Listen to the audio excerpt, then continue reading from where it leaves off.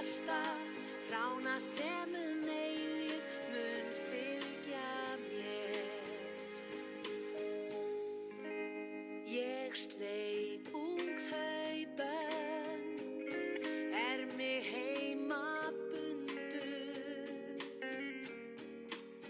Eist ég hvergi hef frá þeirri stundu. Elsku mamma mín, hve ég skil þig nú. Einhvern tíma verð ég alein eins og þú. Góða nótt minn litli ljúfur, mitt ljósið bjarta, líf mitt hefur öðlast tilgang með þér. Þú átt sömu þrána í þínu hjarta, þrána sem eilíf mun fylgja mér. Góða nótt minn litli ljúfur, mitt ljósið bjarta, líf mitt hefur öðlast tilgang með þér. Þú átt sömu þrána í þínu hjarta, þrána sem eilíf mun fylgja mér.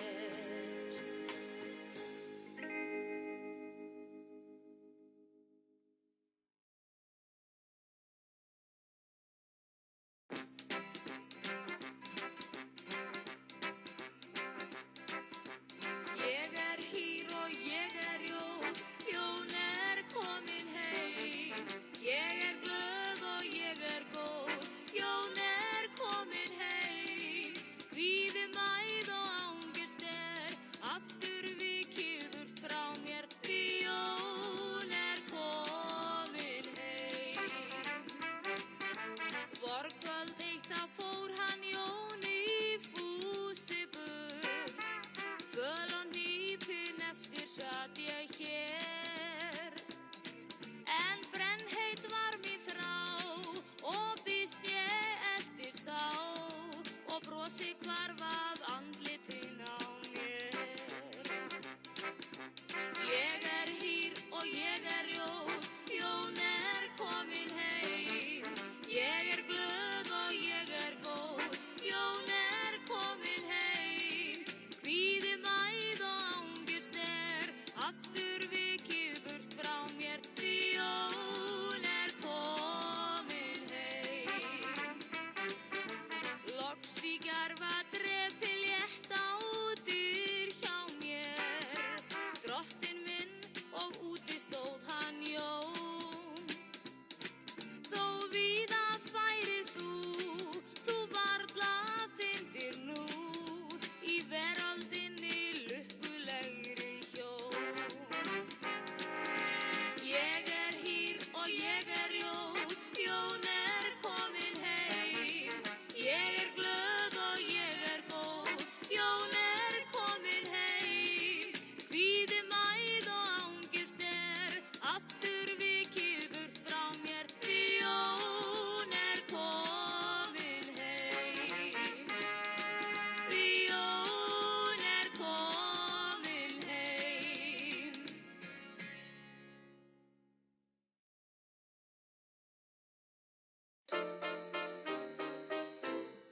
Heyr mína bæn,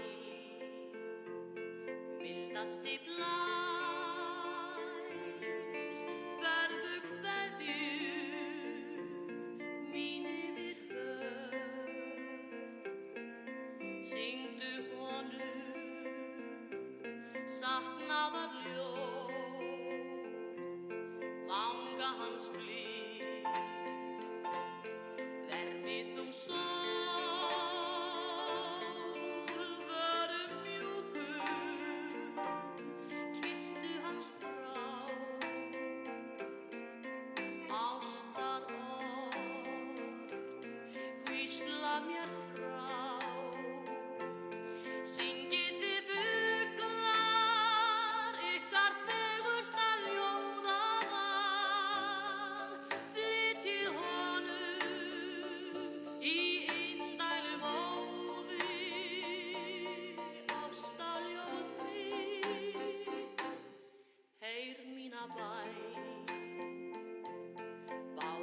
við strönd, líkt þú vaggar, honum við barn, þar til svefninn sígur á brá,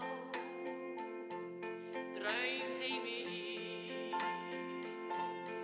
Veljum við þá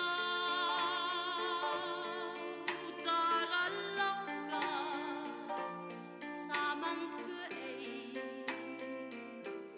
heyr mínar bænir og þrá. Syngið þið fuglar ykkar fegursta ljóðaval, flytjið honum í indælum óði, ástaljóð mitt, heyr mína bæn, bára við strönd, líkt þú vaggar, honum við barn, þar til svefninn sígur á brá, draumheimi í. Veljum við þá daga langa, saman tvö ein, heyr mínar bænir og þrá.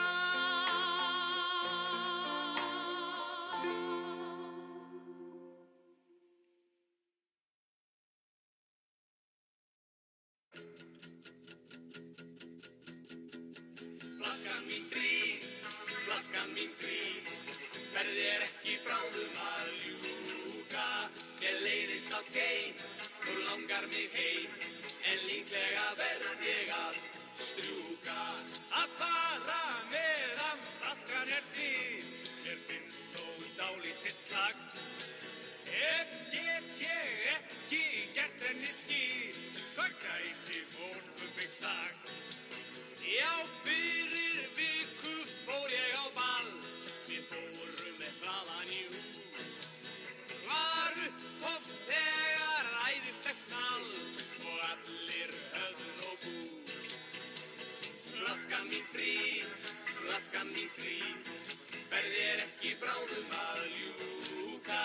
Mér leiðist að geim, nú langar mig heim, en líklega verð ég að strjúka. Í fyrra kvöld hinn fyrsti sem steinn, félli andvana dá, og síðan létust þeir einn eftir einn, seifar lífsmark að sjá. Þeir supu drjúgt og sofa nú vært, en supu þó ekki allt. Því ein ég með innihaldtækt og æpi stöðugt þú skall. Flaskan mín frín, verð þér ekki bráðum að ljúka. Ég leiðist að geim, nú langar mig heim, en líklega verð ég að strjúka. Hún ræma skal og froða sitt skeið, þó til þess verði ég einn. En verst það að líklegum leið, ligg ég sjálfur sem steinn. Flaskan mín frín, verð þér ekki bráðum að ljúka. Ég leiðist að geim, nú langar mig heim, en líklega verð ég að strjúka. Flaskan mín frín, verð þér ekki bráðum að ljúka. Ég leiðist að geim, nú langar mig heim, en líklega verð ég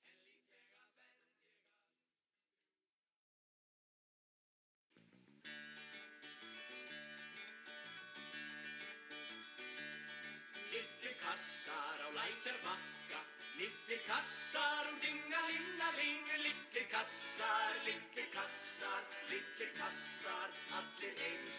Einn rauður, annar gulur, þriðji fjólublá og fjórði röndóttur. Allir búnir til úr dingalinga, enda eru þeir allir eins. Og í húsum eiga heima ungir lætur þá inn í litla kassa, alla eins. Þeir gerast læknar og lögfræðingar og landsbankastjórnendur og við þeim Öllum dingalinga, enda eru þeir allir eins. Þeir stunda sólböð og sundlaugarnar og sjússa í naustinu og eignast allir börn og buru og börnin eru skýrð og ferm og börnin eru send í sveitina og síðan beint í háskólann sem lætur þau inn í litla kassa og út úr þeim koma allir eins. Og ungu mennir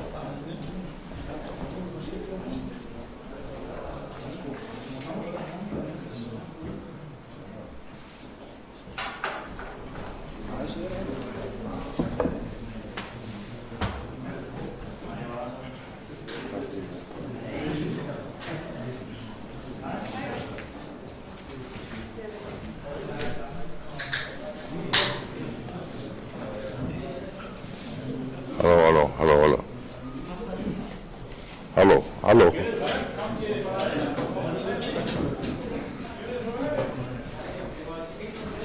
Hilmar, heyrðu í mér?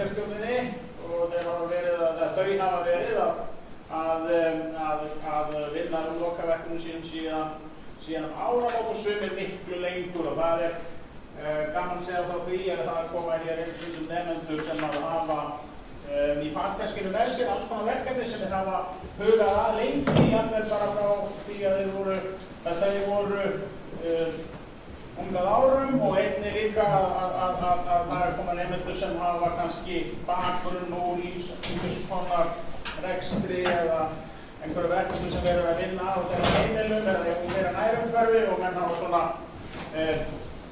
notað það sem lokaverkefni.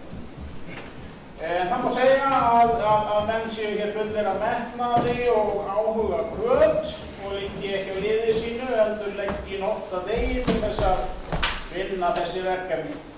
En það hefur verið mikil áskorun fyrir okkur undanfarin misseri og það er náttúrulega þess að COVID-veiran með þetta allt saman sem hefur skapað glundroða og einnig að setja okkur kennarana. Pressum að leita lausna og finna leiðir til þess að vinna verkefni og klára og halda áfram. Og það að geta boðið upp á svona tækninám hérna í heimabyggð, það er mikilvægt. Ég held ég tali, ég er svo sem ekki mikilvægt reynslu, eða kannski svona síðustu 10 ár, að ég hef aldrei fundið fyrir það mikil pressu eins og núna að það vantar svo mikil punktstarf. Alls staðar í kringum okkur inn í nágrannasveitarfélögum, hér austur eftir öllu síðast kom hér maður í morgun að leita að fólk geti starfa á Austfjörðum, alls konar störf og það virðist bara vanta fólk mjög víða. Nú þetta sem er rekstur skólans, það er nú alltaf eitt af eilífðarmálunum hérna, það er að finna peninga til þess að svona reka skólan sem virðist einhvern veginn vera í sífelldri úlfakreppu, en það er nú af því verða útgjöld stór sem undir þarf að rísa, buxur, vexti, brók og skór sem borgað er með vísa. Vitna sé í Hjálmar Freysteinsson okkur sem var hér lengi læknir og hagyrðingur og vakkur, en ekki orðum það meir, þetta er gleði dagur. Nú nemendur verða með verkefnin sín hér frammi í vélstjórnardeildinni til sýnis og það er alls konar skemmtilegt að gerast eftir kynninguna. Getið komið og spjalla við þá og hitt þá og fræðst og séð svona hvað við erum að glíma við hér. Við gjörum þið svo vel. En ég ætla ekki að koma mikið meira hérna upp. Þetta rekur sig svona sjálft. Það er frá því í morgun og frá því í prufunum að bætist við klukka hérna, þannig að við reynum að halda tíma hérna plani. Bara gjörðu þið svo vel, Andri, þú ert fyrstur.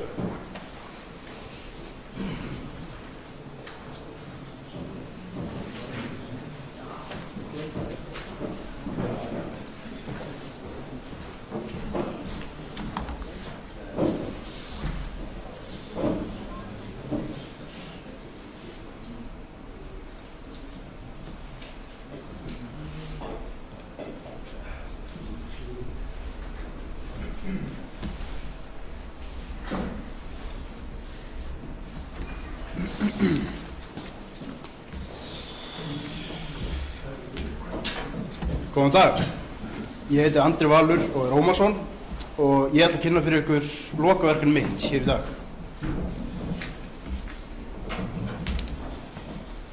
Í upphafi annar fór ég að hugsa með mér hvað ég geti gert sem lokaverkefni mitt. Ég setti mér það markmið að gera eitthvað sem myndi nýtast mér í framtíðinni. Ég ákvað að einblína á áhugamálin og reyna að tengja lokaverkefni mitt við eitthvað af þeim. Þá var mér ofarlega í huga mótorhjól. Þau hafa lengi verið eitt af mínu aðal áhugamálum og þá aðalega götuhjól. Þótt ég njóti mín alltaf best hjólandi á milli staða, þá kom upp aðstæður þar sem þarf að flytja hjólin á kerru. Ég hef ósjaldan þurft að flytja stór götuhjól á milli staða og það er alltaf sama vesenni. Hingað til hef ég notast við kerru sem eru búin að rampi til að keyra upp á og hefur oft minnað litlu að illa fari þegar kemur að því að lesta og aflesta svoleiðis kerru. Þá datt mér í hug að útbúa mér kerru sem verður laus við þessa áhættu og þennan ramp og setja markmið að öruggari flutningi mótorhjóla. Upphaflega hugmyndin af ramplausu kerru var ekkert lík þessari sem ég smíðaði. Hugmyndin var svipuð en smíðin var flóknari og verra að ganga hana. Ég datt inn á hugmynd af ramplausu kerru sem leist mjög vel á. Ég byrjaði strax að skoða alls konar hugmyndir í þeim stíl og útbúna á þessum kerrum, hvernig best var að vinna þetta verkefni út frá því. Úr þessu eru til margar skissur og krot. Þegar ég taldi vera komið með skothelda hugmynd að góðri kerru sem myndi virka til að flytja hjólum mín, þá hófst ég handa við að smíða hana.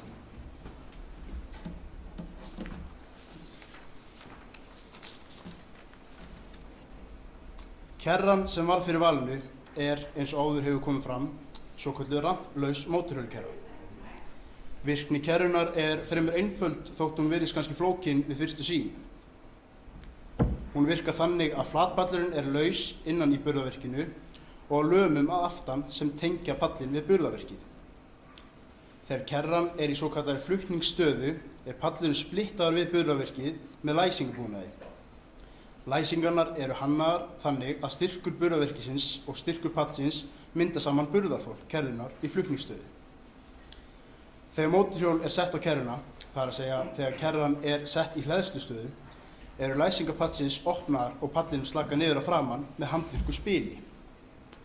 Frammendi pallsins sígur niður, leggst á jörðina og þyngd pallsins dregur afturenda burðarvirkis kerruna niður, vegna þess að pallurinn hangir á lömum.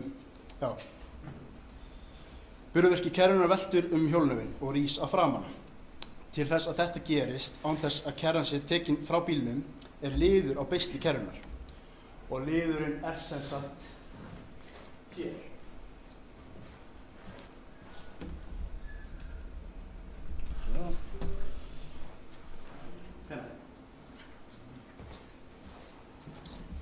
Beislið svo splittað saman í flutningsstöðu með bolta sem gengur í gegnum vasa sem fastur við burðarvirkið. Og vasin sem sagt utan beislið. Þegar kerran komin í hleðslustöðu, liggur pallurinn allur á jörðinni. Þá auðvelt að keyra mótorhjól inn á pallinn með burðarvirkið til stuðnings.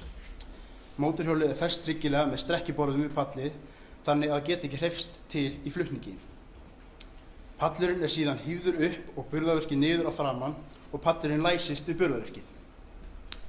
Þegar framendi burðarvirkisins leggst niður og afturendi lyftist upp, leggst vasinn sem fastur við burðarvirkið ofan á beislið og kerran komin í flutningsstöðu. Gengið tryggilega frá öllum læsingum áður en ekið á stað.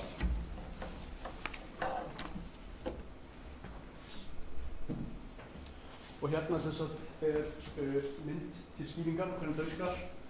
Hérna efst uppi þá bara pallurinn uppi og í sem sagt flutningsstöðu. Svo lækkar hérna framendinn niður og afturendi fylgir svo eftir.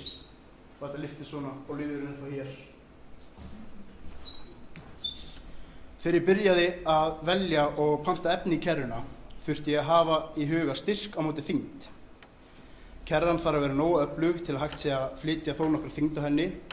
Ég miðaði við að þyngstu hjólinn sem gætu farið á hana væri sirka 400 kíló. Ég byrjaði á að græja mér efni í ramman, saga það niður og sjóða saman.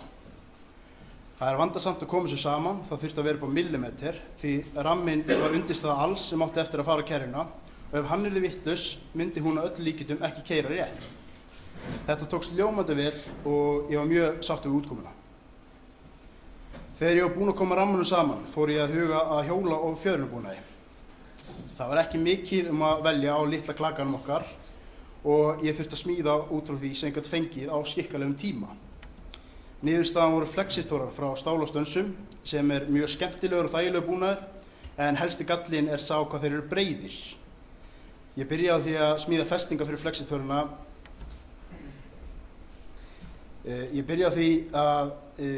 festingar fyrir flexistóruna. Út fyrir kerruna vegna flatpallarins. Hann leggst náttúrulega niður á jörðina og það má ekkert vera fyrir til að koma veg fyrir það. Það tók mig langa tíma að fá flexistóruna og meðan ég beið eftir þeim fór ég að smíða beislið og liðinn og vasana framan. Eins og sést hann á myndinni, þarna liðurinn og hérna vasinn. Ég byrjaði á því að saga niður efnið í beislið og í það notaði ég prófíl sem 50x50x5 og vasan og liðinn notaði ég prófíl sem 60x60x5. Ég skar eina hlið af þeim tveim prófílum. Það gert til þess að beisliprófílinn passi innan í vasan og liðinn. Það skemmtilega við prófílastæðir 50x50x5 er að hann passar akkurat ofan í prófíl sem er 60x60x5 og þar af leiðandi er ekkert slag þar á milli. Þetta sauði svo saman og prófaði virkni og endaði bara mjög sáttur við þetta. Þegar framparturinn á kerrinu var alveg klár fór ég að hugsa hvernig ég ætti að hafa festingarna fyrir flexitöruna. Ég fekk þá mjög seint á ferlinum og ég var svo sem nokkuð verið búinn að ákveða hvernig þetta gæti verið en ég gat ekki byrjað á verkinu fyrir en ég fekk það í hendunar af því ég vissi ekki nákvæmlega stærð og gatadeilingu. Festingar fyrir flexitöruna voru gerðar úr 6 mm stálplötu sem voru klipptar í trapezulega form með saxi ásamt hyrnum sem ég notaði til styrkingar. Þegar ég hefði smíðað þessar festingar og mátaði við, sá ég að þetta myndi sennilega ekki ganga svona. Flexistórunir stóðu þó nokkuð langt út úr rammanum vegna þess hve breiðir þeir voru og ég var hræddur að þarna gæti eitthvað farið úrskeiðis ef mikið högg kæmi undir kerruna. Við vitum flest að íslenski vegir hafa oft upp á misskemmtilegar holur og hossur að bjóða, svo ég ákvað að breyta hönnunni styrknum í hag. Í upphafi hafði ég hugsað mér flatpall kerruna frekar breiðan en hann átti að nema við prófílinn sem satt prófílinn í rammanum. Eftir mikla vangaveltu var niðurstaðan sú að flatpallurinn þyrfti að vera mjórri en upprunalega var gert ráð fyrir og ég setti styrtabita innan í ramman, langsum þannig að flexistórufestingarnar gátu komið innar. Flexistórufesting og styrtarhyrnur og flexistórun hér. Og ég græjaði þetta svona. Þetta er upprunalegi ramminn. Ég styrti hann inn með og setti flexitórinn innar.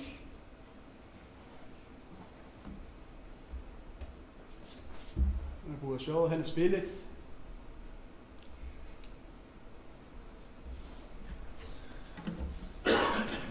Að mörgu leyti felst öryggi þessari kerru í virkni hennar. Kerran er höfð ramplaus til þess að losna við hættuna sem fylgir því að lesta mótorhjólkerru sem notast við ramp.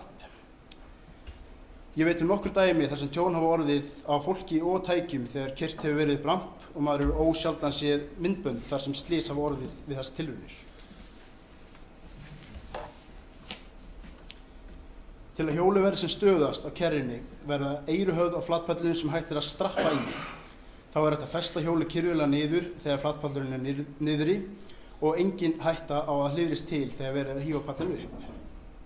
Hvað varðar öryggi kerrunnar í drætti, það var í hönnun kerrunnar leitast við að hafa hana lágbyggða með það að markmiði að þyngdarpunktur er sem lægstur þegar hjól er á kerrunni. Einnig er kerran hönnuð með góða lengd á milli hjóla til þess að stöðugleiki sé sem bestur. Heildarþyngd kerrunnar krefst ekki hemlabúnaðar samkvæmt reglugerð gerð og búnað ökutækja.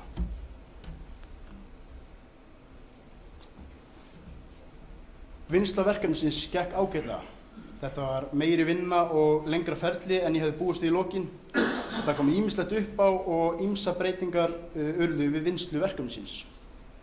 Vinnsla verkefnisins fór að miklu leyti fram í Skagafirði. Þar smíðaði ég allt sem er tilbúið í kerruna og lítið er eftir að verkefninu en ekki náðast að klára það. Ég er mjög sáttur við að hafa valið þetta verkefni og ég kem til með að nota kerruna mikið í framtíðinni. Og í heildina fannst mér þetta mjög skemmtilegt verkefni og það gekk bara mjög vel. Takk fyrir mig.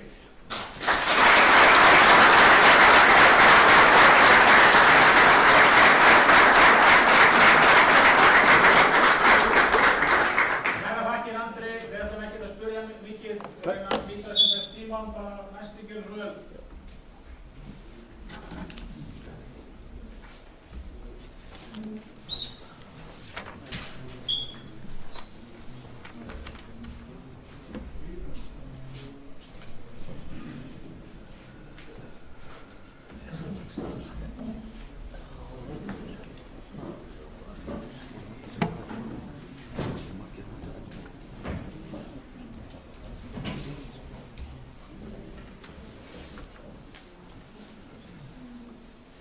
Góðan daginn, Jón Ólafur heiti ég og með mér er hann Axel Reyr.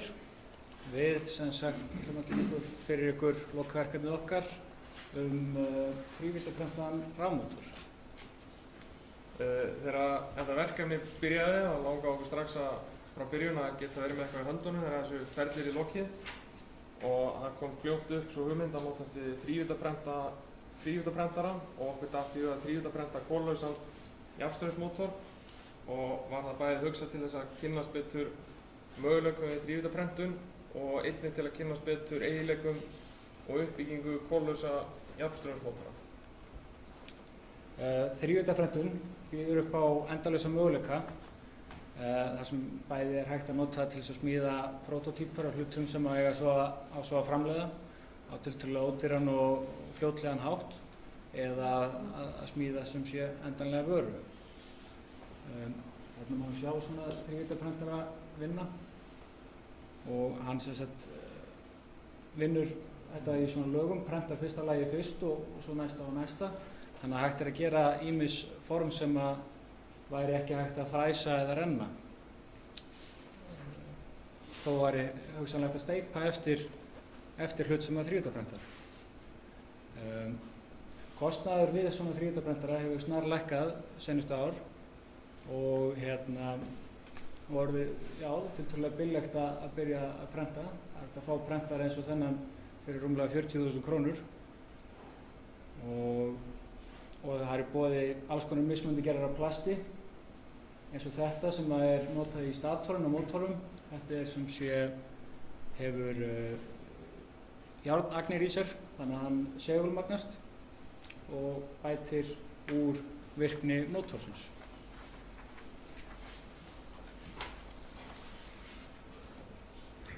Við byrjum að skoða okkur á netinu varðandi íhluti eins og til dæmis legur og segla og vír til þess að vefja og plasti sem að statorinn til dæmis prentaðar úr. Við byrjum á því að prenta statorinn þar sem að það fór lengstu tími að vefja hann þannig að við getum verið að vefja á meðan restin væri í prenti og þar sem þetta var allt frá 8 tímum og upp í 36 tíma í prenti. Við ætlum okkur að vefja mótorinn þannig að hann myndi keyra á 600 vöttum en það fór ekki betur en svo að þegar við náðum ekki að vefja hann svo nógu þétt þannig að húsið kemst yfir þannig að hann geti snúist utan í statorinn. Þannig að við ákveðum að helminga aflið til þess að við myndum potið ná að vefja hann þannig að það væri nægt rými til þess að geti þess að snúist og þannig við endum með 300 watta mótor. Þegar við vorum búinir að vefja í seinna skiptið þá small þetta allt saman og datt í gang og virkaði allt eins og við sáum fyrir okkur í byrjun. Við vitum að það var smá kast á mótornum sem að við eittum smá púður í að skoða en komst ekki alveg yfir það. Mótorinn sjálfur er sem sé kólalaus jafnstraumsmótor líkt og er í batterísverkfærum og öðru slíkum búnaði og hann er í raun 3-fasa samfasa mótor sem þýðir það að hann getur einnig virkað sem rafali. Statorinn er undinn eins og sést hér og þetta eru sett vafningarnir 3 sko og og hann er stjörnumtengdur í raun og veru bara eins og 3-fasa mótor. Hann var hugsaður fyrir 600 vött en vegna vandræðina sem við lentum í með að vefja nú og þétt að þá helminguðum við vírana og því er hann bara 300 vött, keyrir á sömu spennu 23 voltum en bara helmingsstraum. Hérna sést svo rótorinn sko og hérna eru seglarnir. Það eru 2 stærðir af seglum, annars vegar sem að snúa sko norður-suður og inn á milli eru þessi litlu seglar sem snúa í raun og austur-vestur sem valda því að segulsviðið verður miklu sterkara innan í mótornum heldur en utan við af því við notum það ekkert. Þetta kallast halfback array.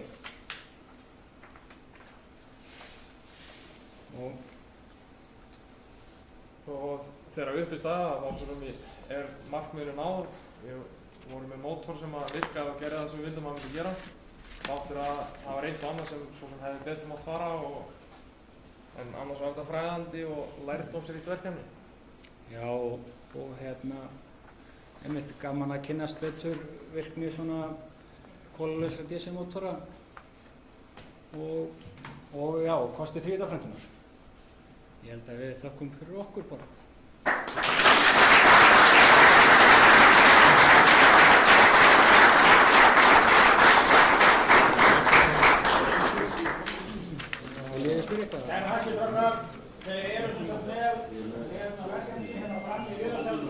eins og ég sagði, við munum örglega spyrja ykkur eitthvað þar. Það er næst í stjórnmálaðið.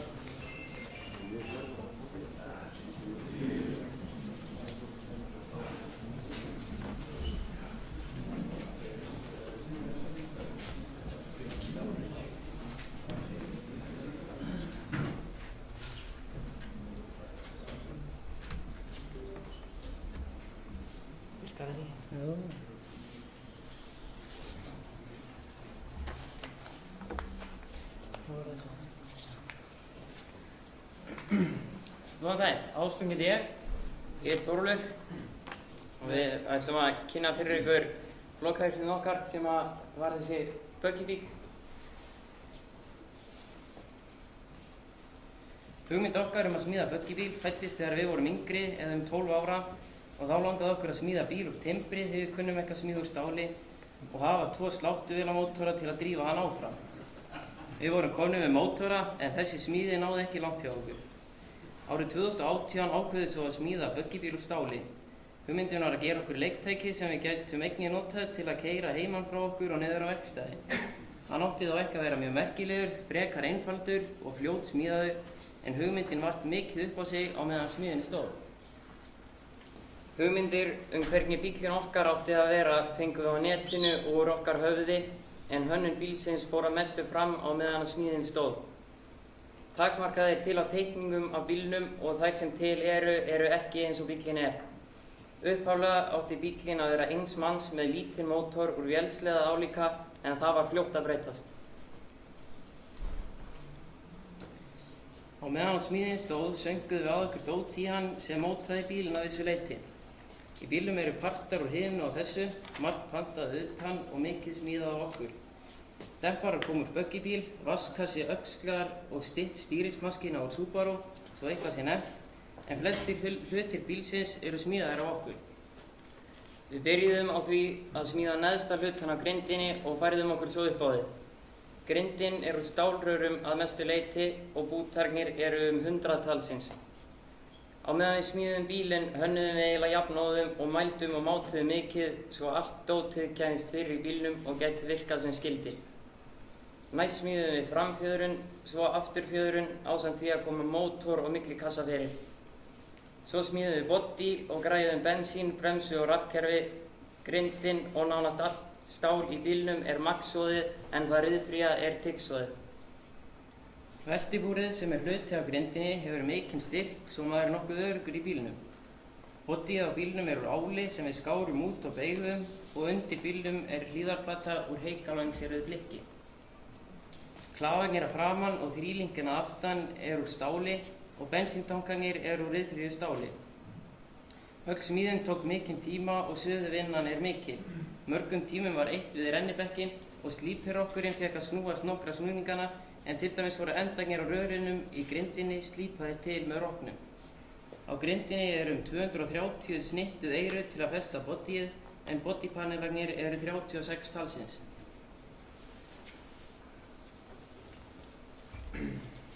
Mótorinn í bílnum kemur 2008 Kawasaki ZX-14R mótorhjóli.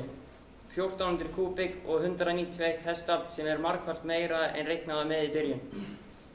Mótorinn er sambyggður með 6 gíra gírkassa sem drífur millikassan með keðju, en hann er sérsmíðaður frá Bandaríkjunum og hefur það hlutverk að gíra niður og með honum fáum við bakkgír. Úr sérsmíðaða millikassanum liggja Subaru öxlar út í hjól. Bíllinn er einungis afturhjóladrifinn án mismunadrifs. Hérna má sjá uppsetninguna hérna mótorinn og keðja hérna aftur í millikassan. Þetta er þess að nýji millikassin og öxlarnir liggja svo hérna út í hjól. Til að setja þennan mótor í bílinn þarf að breyta nokkrum hlutum en við breyttum rafkerfinu dálítið, tókum úr því það sem við þurftum ekki og settum auka rafkerfi fyrir ljós og annan aukabúnað. Einnig smíðum við nýtt bensínkerfi og 2 bensíntanka eða tank og selvu.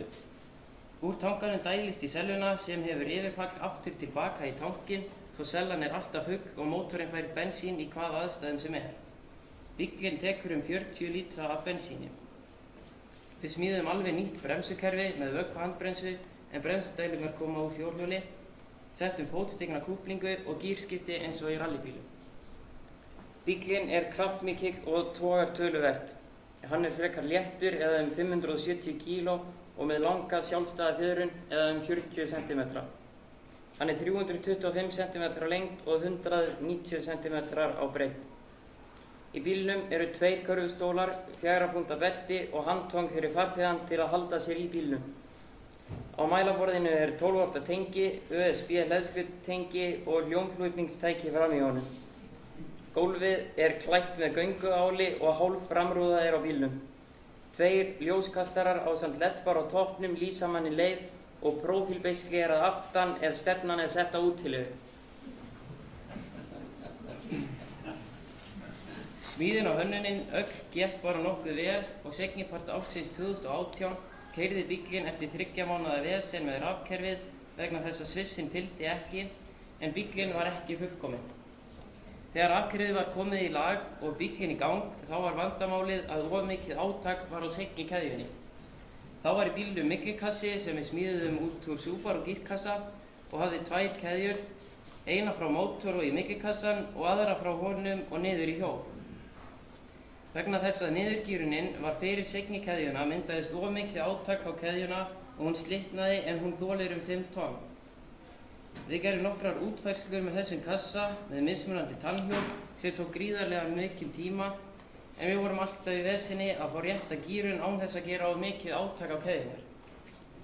Einnig var nánast ómögulegt að hafa strekkibúna fyrir keðjurnar því þær voru 2 og ein lá niður og hin lá fram og hafði því strekkingin þurft að vera í 2 áttir. Hérna sem að sjáðu þið gírkassan sem við smíðum út frá Subaru gírkassa. Hann er hérna í bílnum. Það var heldur vesen að stikla þessu upp og fá til að virka, sem virkaði svo ekki. En hérna liggja þarna, hérna úr móttögnum og hingað og síðan hérna niður. Og hérna er uppsegningin eins og hún er í dag og virkar bara vel.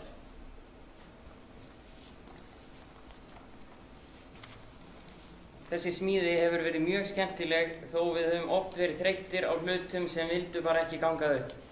Okkur langar helst að smíða annan því nú vitum við hvað virkar og hvað mætti betur fara.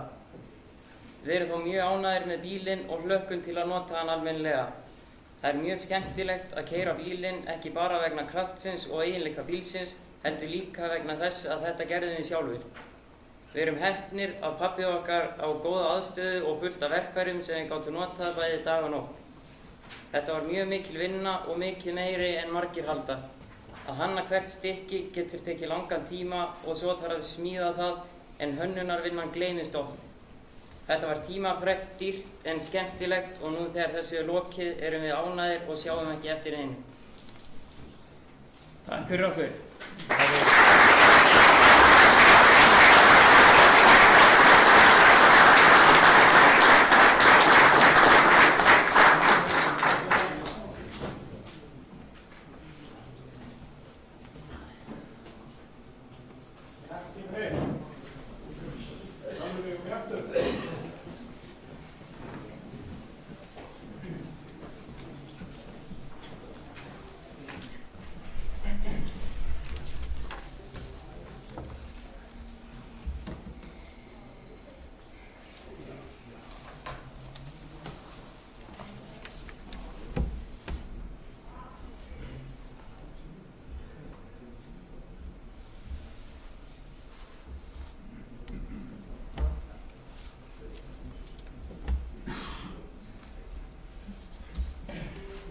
Góðan daginn, ég heiti Bjarki. Ég heiti Sölvi. Ég heiti Bjartur. Og við erum að kynna verkefnið okkar hérna smíði á go-kartbíl. Upphaflega kviknaði þessi hugmynd að smíða go-kartbíl árið 2019 þegar við vorum staddir í Pottunum og Hjalteyri. Við komum því aldrei í verk og glemdi þessari hugmynd síðan þegar við heldum áfram með okkar líf. Í vetur þegar við áttum að byrja á lokaverkefni áfangunum vissum við ekki hvað við ættum að gera. Við vissum þá eitt að við ætlum ekki að gera ritgerð, heldur að smíða eitthvað. En þá kom þessi hugmynd aftur upp og við ákváðum að þá að byrja á þessu hérna vetur áramótin. Við byrjum á því að leita að einhverjum svipari smíði á netinu svo við gátum mynda okkur einhverja grófa hugmyndum hvernig við myndum gera þetta og fundum fullt af þeim bæði með sláttvélumótorum og misstórum mótorum og allavega útfærslur af því sko. Og við vissum auðvitað að þetta verði krefjandi verkefni en tókum slaginn og við vorum staðfastir í að við myndum klára þetta á réttum tíma sem við gerðum. Og markmið, þegar við vorum búnir að fá samþykki frá Villa kennara að smíða þessa smíðin voru mörg handtökin fyrir stafni og þurftum við að setja okkur markmið svo við myndum ná að klára smíðina fyrir settan tíma. Aðalmarkmiðið var auðvitað að klára alla smíðina fyrir annan lok.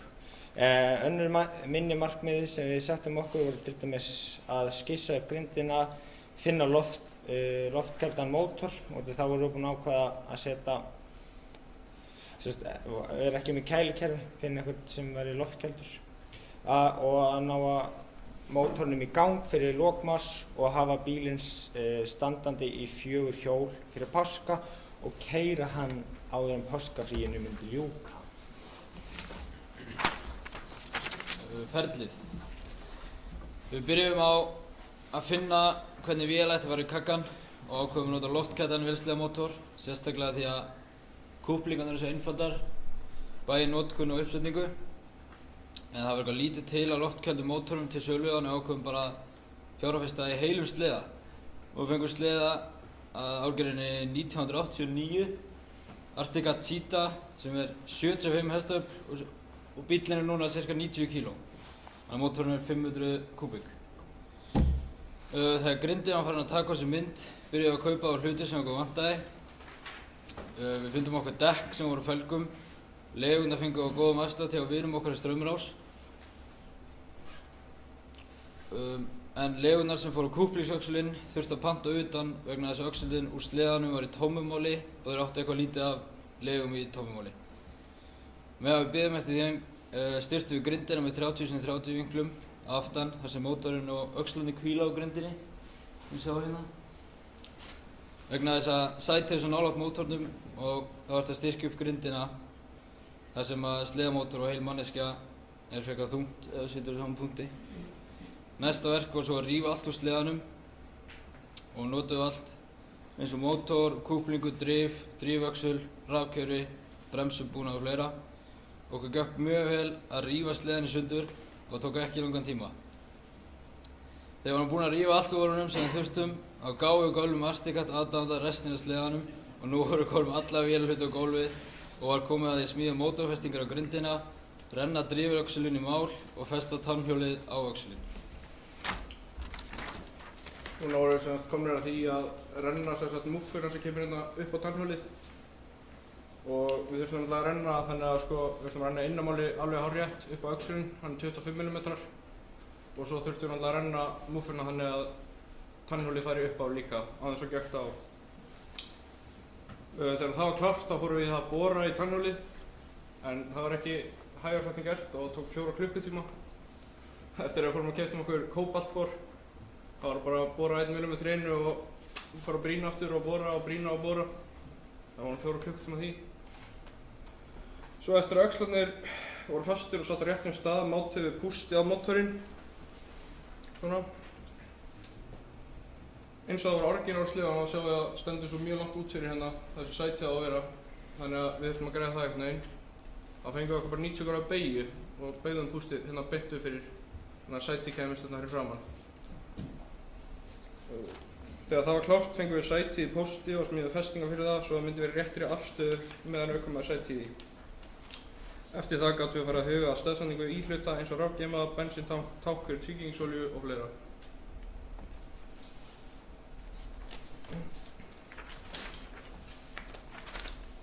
Beygjubúnaðurinn var næstur á dagskrá og hann var samansettur af tjakkendum, snitteinum og stýrsendum. Stýrið sjálft var smíðað á röri og pedalinn voru einfaldlega smíðar í ell úr röri sem við áttum úr grindinni. Svo til þess að pedalinn myndi spretta aftur upp þegar maður er búinn að ýta niður á þá notuðum við gorma og bremsukerfi úr Hilux. Svo eins og þið sjáið, það er kannski komið. Aftæði vinstri Petran settum við höfuðdæluna fyrir bremsukerfið, hana fengum við úr Kawasaki grossara. Bremsudæluna sjálfa fengum við úr KTM hjóli. Bremsudiskurinn var orginál úr sleðunum og satt á sínum stað á kúplingsöxlinum. Þegar við pröfum að rúlla bílum í fyrsta skipti ákváðum við að vantaði aðeins spindilhalla og hituðum upp stöngin sem spindilinn fer á og beygðum hana í 15 gráðu spindilhalla eins og við erum hér hérna.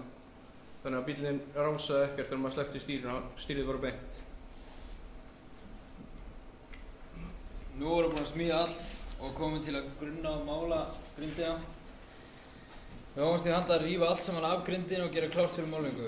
Við notum felguspray og grunn, þar sem það er litt sterkara heldur en venjulegt spray. Og þegar grindin var svo orðin skínandi fín, byrjaði að raða þetta saman aftur á hana.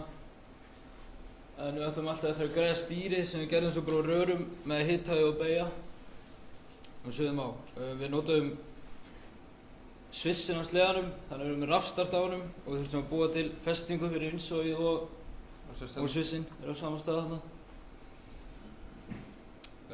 Svo smíðist stýrið úr rörum og þegar allt var komin saman var svo komin tími á að prófa.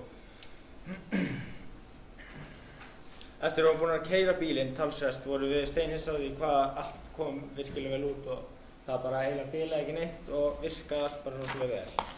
Og komum svo sem ekki að neinum svona miklum vandamálum nema það var eitthvað afleysi í honum til að byrja með en það var bara út af því að við vorum búin að loka fyrir loftleiðin á mótornum með einhverjum heimatilbúnum síum en við vorum virkilega sáttið með útkomuna og við fórum hérna upp á bílabraut þar sem fullt af fólki fekk að prófa hann meðal annars skólameistarinn okkar og þar var sett 114 km hraði á honum og það var bara flott og við viljum þakka styrktaraðilum okkar S. Guðmundsson, Index Tannsmíðaverks, Staði Urt, EHF Skútaberg EHF sem hafa staðið baki okkur í efniskostnaði, aðstöðu og tækjum og tólum. Svo settum við saman bara vídeo hérna bara svona eitthvað alveg þar til við fengum sleðan og þar til við skilum af okkur og bara svona til að hrista þessu upp í þetta, það var gaman að þessu sko.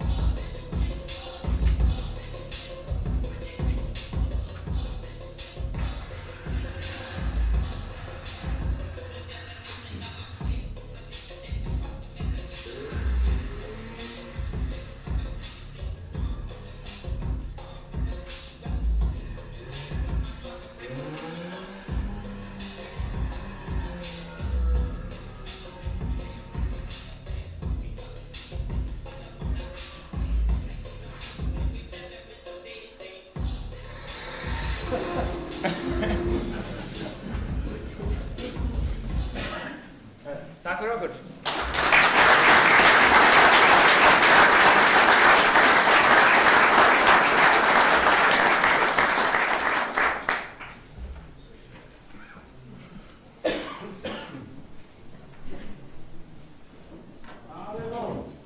Og Ellert, gerðu þið svo vel.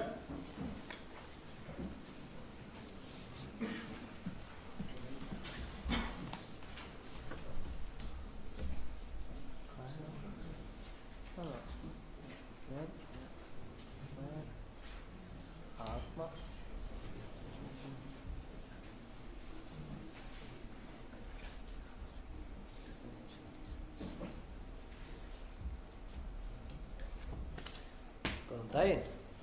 Við erum Daði, Þór og Ellert og við ætlum að kynna fyrir ykkur lokaverkinu okkar sem var 3D prentuð Pelton-túrbína. Hugmyndin okkar í byrjun annar var að hanna og 3D prenta Pelton-túrbínu með bara kraftinum úr venjulegum krana og og sjá hvaða fræðilega afl væri á því. Hugmyndin var aðalega að prenta þetta út og mögulega framleiða rafmagn ef vel gengi. Hugmyndin hefur aðeins breyst síðan þá og við ákváðum að nota 1 til 2 brunaslöngur fyrir eftir fjölda stúta og já, okkur fannst það bara aðeins meira spennandi að vera með brunaslöngur í þessu heldur en kranan sko. Þetta verkefni gæti hentað fyrir til dæmis sumarbústaði þar sem að ekki til staðar rafmagn og myndi þá duga fyrir lýsingu og hleðslu og jafnvel upphitun ef nóg vatn til staðar. Turbínan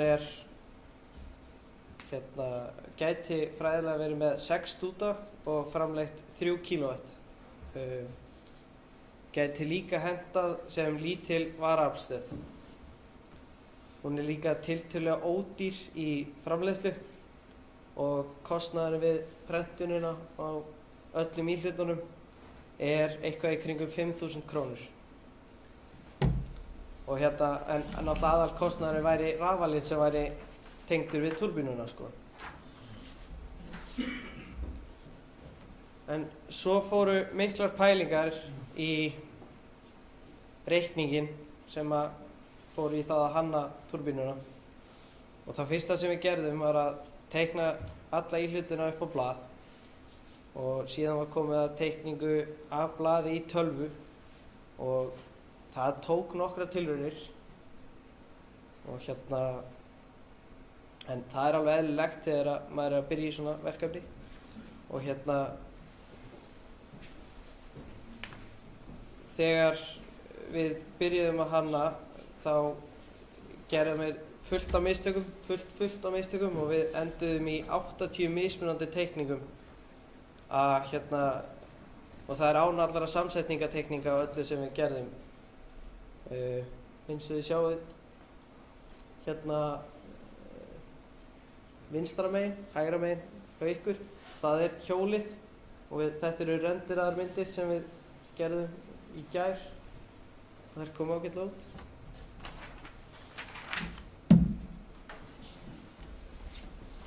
Til að finna forsendur okkar fyrir verkefnið tókum við nokkrar rennslismælingar inn í vélstjórn og kom þar í ljós að eldhúskraninn þar var öflugri en brunaslangan og var með rúma 1,2 lítra á sekundu meðan brunaslangan var bara með 1 lítar.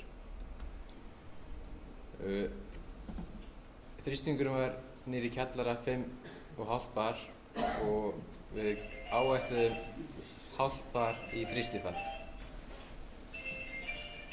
Við vildum hafa turbínuna frekar litla og höfðum hana 10 cm í þvermál og þar gaf okkur snúningshraða upp á 3000 undir álag og 6000 álagslaus.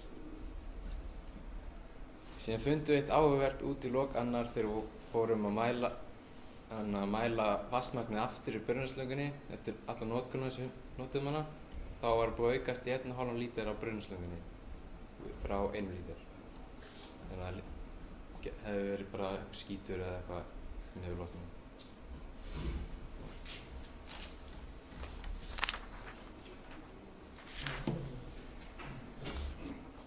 Þetta þegar við rendurum myndina. Þetta hægra megin venjuleg teikning og hérna eins og myndi líta út í alvörunni. Rendurinn.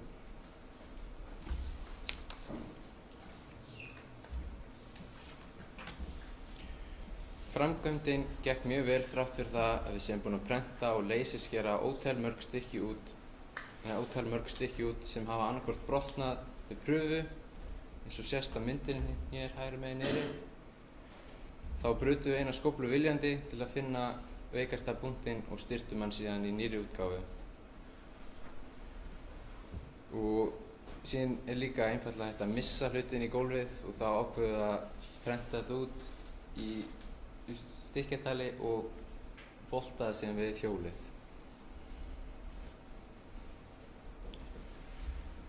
Síðan voru ofta að endurhanna og breyta íhlutunum líka.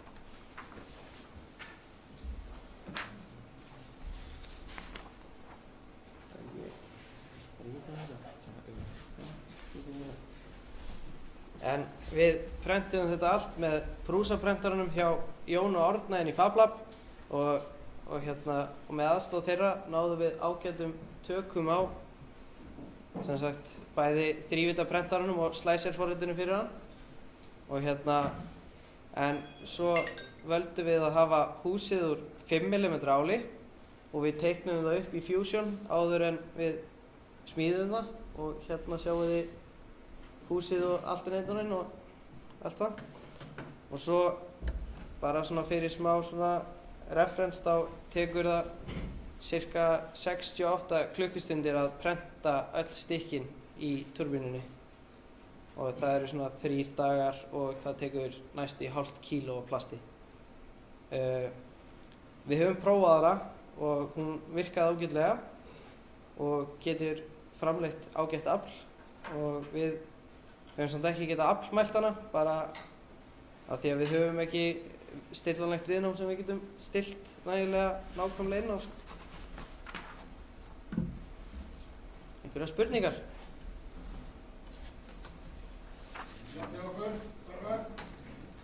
Villi, ert þú ekki með skemmtilega spurningu? Ert þú ekki með neina skemmtilega spurningu?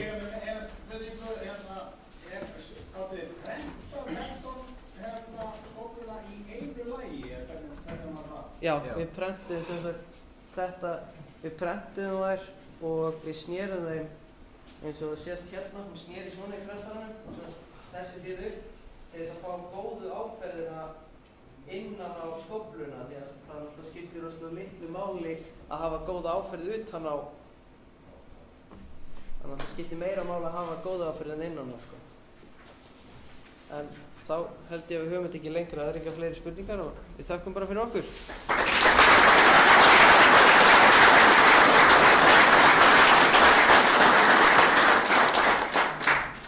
Þið verðið og velumstild á eftir með túrbíninu og allt saman, þannig að fólk getur komið og hitt ykkur og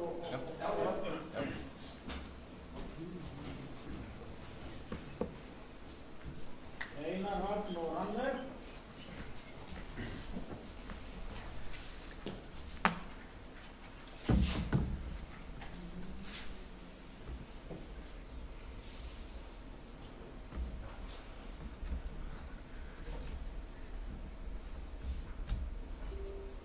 Góðan daginn, ég heiti Einar og ég heiti Rannver og við ætlum að kynna fyrir ykkur lokaverkefni okkar í vélstjórn. Það sem við gerðum í okkar lokaverkefni var að hanna litla vatnsaflsvirkjun í landi Fagrabæjar í Grýtubakkahreppi og markmiðið með þessa rannsókn var að kanna hvort að Fagrabæjar gæti orðið sjálfbær raforkuframleiðslu, notaði eingöngu rafmagn frá þessari virkjun. Og í fyrstu ferðin okkar út í Fagrabæi þá skoðum við aðstæður svona almennt og völdum okkur síðan 4 læki til þess að skoða nánar. Fyrsti lækurinn sem við skoðum, hann hérna vinstra megin á myndinni, sjá bláu línuna, hann kallaður Bæjalækurinn og þegar við skoðum hann í vetur var þokkalegt rennsli í honum en virkjanleg fallhæð í þessum læk var ekki nema einhverju 20 metrar, þannig að við ákvaðum aðeins að bíða með að skoða hann nánar. Síðan skoðum við næsta læk, hann hérna hægra megin á myndinni, þetta eiginlega smá á og kölluð Hraná. Fallhæðin mikil, þannig að okkur fannst þetta svolítið spennandi. Við gætum náð alveg 200 metrum þar og gott rennsli á sumrin en rennsli dettur eiginlega alveg niður á veturnar, þannig að það var ekki hægt að keyra virkjun þar allt árið.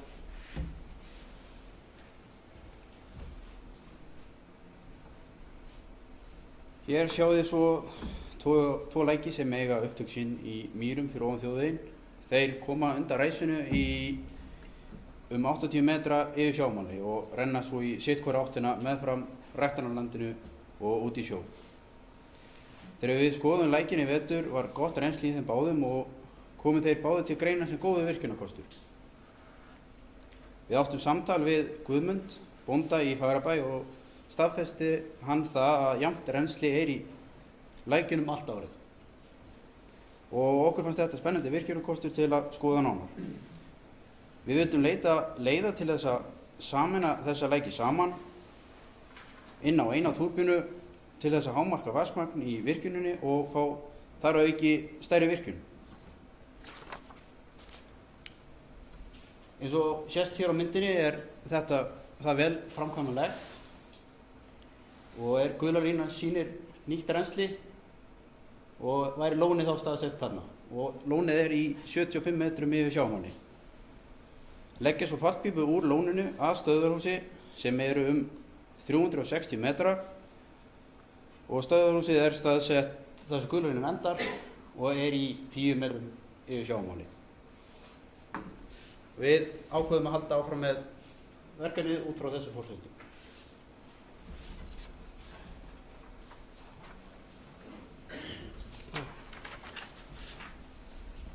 Virkjanleg fallhæð eru þá 65 metrar og síðan þurftum við að mæla rennsli í lækjunum og við gerðum það þannig að við mældum rennsli í báðum lækjunum og lögðum svo saman niðurstöðuna til þess að fá svona raunverulegt rennsli þegar það væri búið að veita þeim saman. Og þessa mælingu gerðum við bæði í vetur þegar var frost og svo aftur núna þegar var farið að hlýna til þess að geta fengið út svona heildar meðal rennsli og það gaf okkur 33 lítra á sekundu. Þá var þetta reikna út brútt og afl á virkjuninni og það ekki reikna með neinum nýtnistuðli en út frá þessum stærðum sem voru með þá fengum við 21 kW. Í þessu verkefni ákváðum við að notast við Pelton-túrbínu. Þær eru einfaldar og ódýrar og við höfum lært mikið þær. Þá höfðum við samband við Eiði Jónsson sem sérfræðingur í túrbínum hjá vélaverkstæði Ártex. Hann var sammála okkur því að Pelton-túrbína myndi henta vel miðað við þessar aðstæður sem við vorum með. Pelton-túrbínur hafa mælst með 85% meðalnýtni en Eiður bent okkur hins vegar á að í svona lítilli virkjun þá getum við ekki verið að ná nema 75% nýtni. Hann gaf okkur einnig upp að falltappið í fallpípunni væri 1,2 metr og miðað við þessar aðstæður þá þetta reikna út raunverulegt afl á virkjuninni sem virkjunin væri að skila sem 15,3 kW. Og samkvæmt Guðmundi í Fagrabæ þá var það nóg til þess að Fagrabær geti einungis notast við rafmagn frá virkjuninni.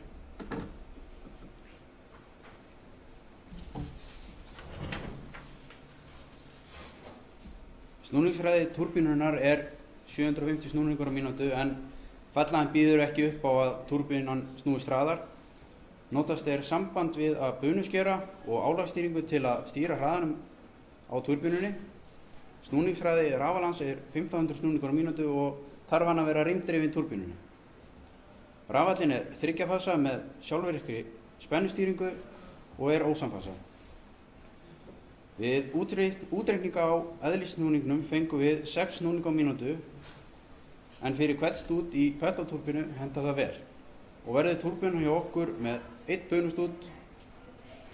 Hér á glærunni má sjá nokkra stærðir á túrbínunni til að átta sig á því hversu stór búnaðurinn sig. Þar sést að túrbínuhjólið minna en hálfur metr í þvermál. Við fengum tilboð frá Eiði í allan vélbúnað fyrir virkjunina upp á 6 milljónir og það stærsti kostnaðurinn í þessari framkvæmd. Heildarkostnaðurinn við að reisa þessa virkjun þá rúmar 10 milljónir. Miðað við að rafmagnskostnaður í Fagrabæ í dag tekur 10 ár að borga upp þessa framkvæmd en það fer líka eftir hvernig framkvæmdin í fjármögnun. Svona virkjun getur gengið í 40 til 50 ár og viðhaldslítil. Það sýnir að þessi framkvæmd hagkvæm fyrir Fagrabæ og vonandi verður hægt að hefjast handa þegar tækifæri gefst. Hvað lærðum við á þessari rannsókn? Við höfum bætt þekkingu okkar vatnsaflsvirkjanir til muna og vitum betur hvað þarf til að hanna hana og reisa svona litlar virkjanir. Svo að lokum langar okkur sýna ykkur eitt myndband af sambærilegri Pelton-stöð sem var smíðuð af Ártegi.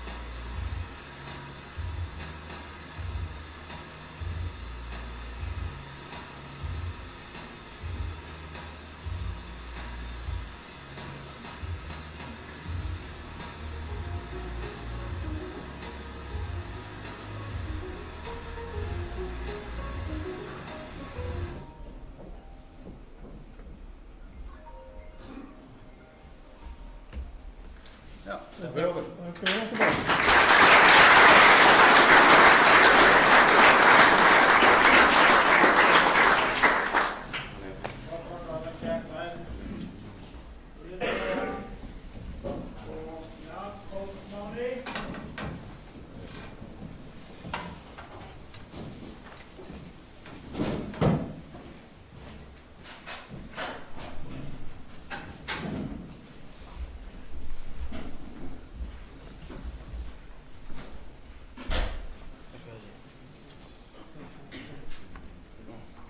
Góðan daginn, Guðni heiti ég.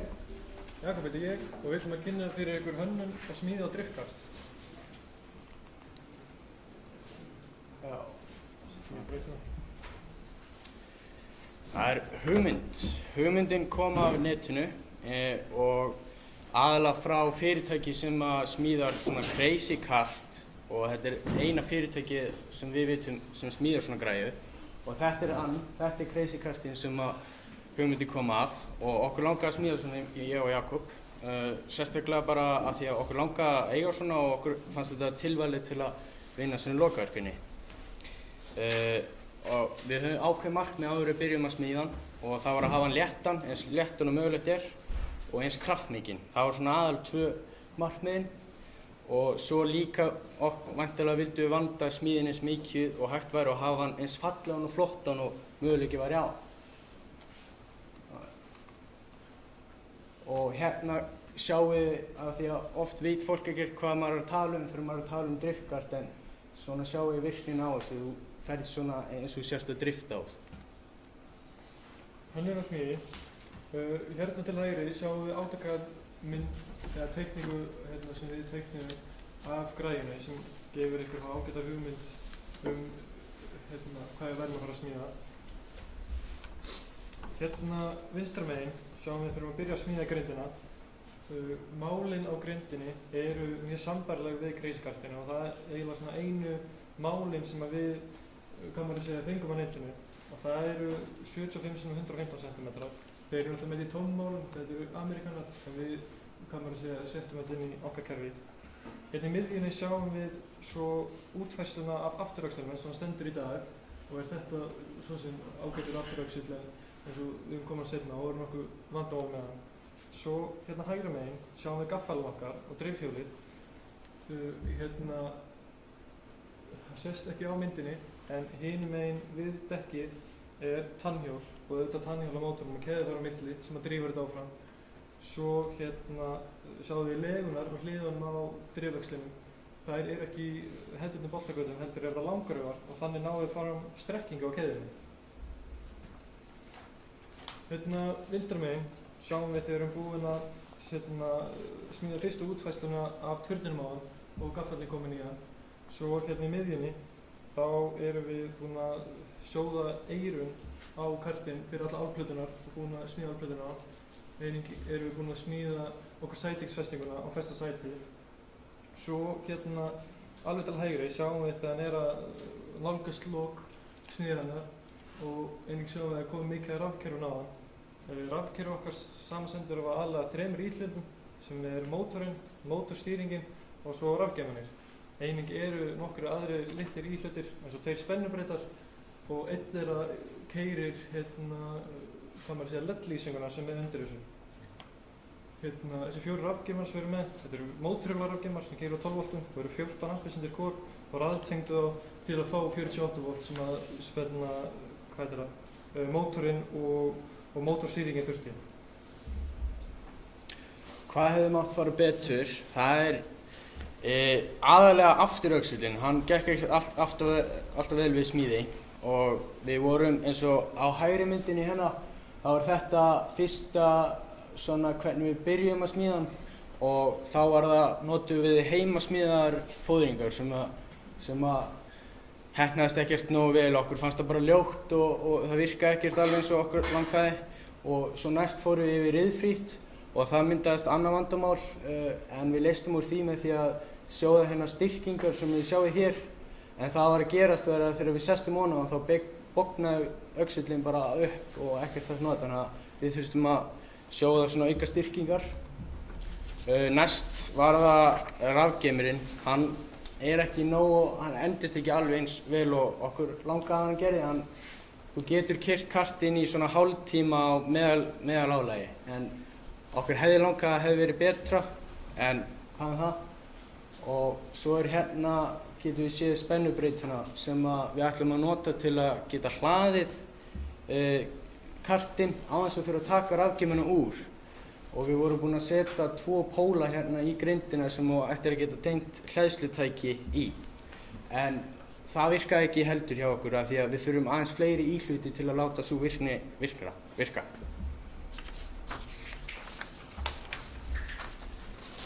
Já. Svo það þróun.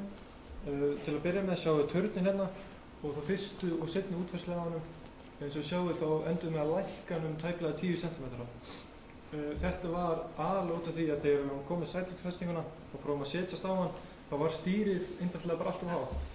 En annað sem að þetta gerði er að þetta minnkaði álagið á legunar sem myndi svo hjálpa okkur helling seinna. Svo erum við því miður ekki með myndaði, en við sjáum legunar sem notum við stýrisöxulinn. Þetta eru færimatalegur, það eru í plasthúsi og með liði í sér, og þegar við prófum hann í fyrsta skipti þá einfaldlega voru þeir bara ekki að þola allt þetta hliðarálag sem kartinn fer í gegnum, og endum við að fara í Strömrás og kaupa okkur nýja legur í málmhúsi sem voru ekki með lið. Svo var það blessuð afturdekkin sem hafa verið bölvun okkar í þessu verkefni. Við byrjum með því að kaupa okkur svona hefðbundin burðardekk úr Ferrósing, og þau dekk sjást hérna á myndinni vinstra megin, alveg vinstra megin, þessi 4 þarna. Vandamál okkar með þau var við vorum alltaf að brjóta felguna þegar kom hliðarálag á þau. Þannig við ákveðum að við ættum að reyna að finna okkur eitthvað betra. Fórum í Bíkó og keyptum dekkin sem við sjáum hann í miðjunni. Þau voru aðeins skárri, en eins og við sjáum þá vorum við ennþá að brjóta felguna, en við vorum samt komnir í það að fara að skemma gúmmið líka stundum á undan því, þannig við vorum komnir eitthvað áfram.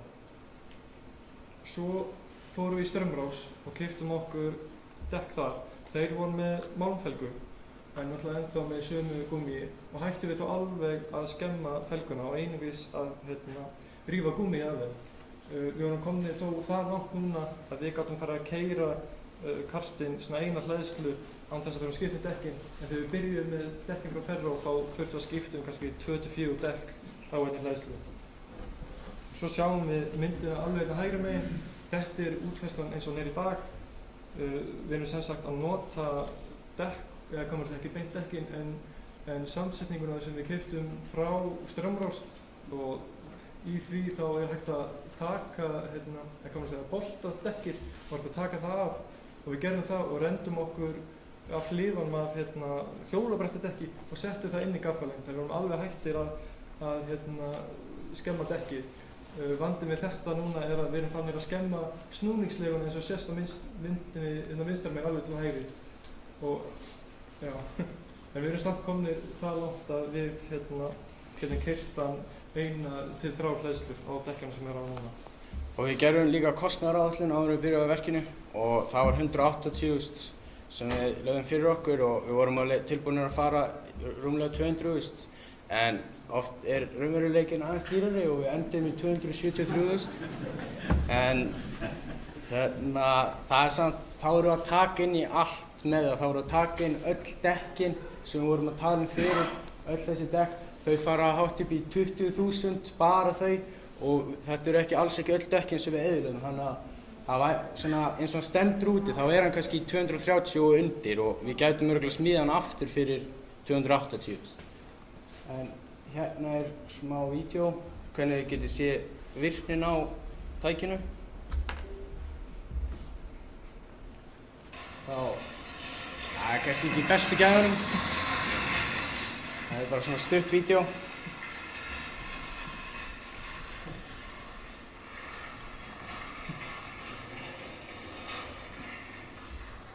Og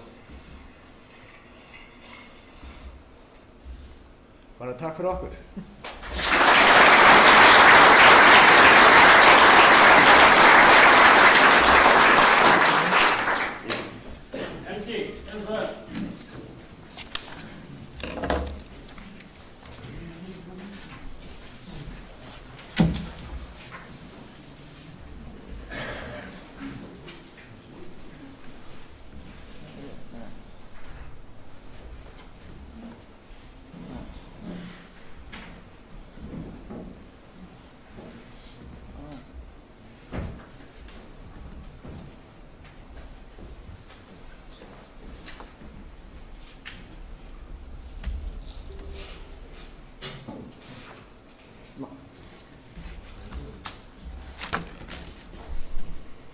Góðan daginn.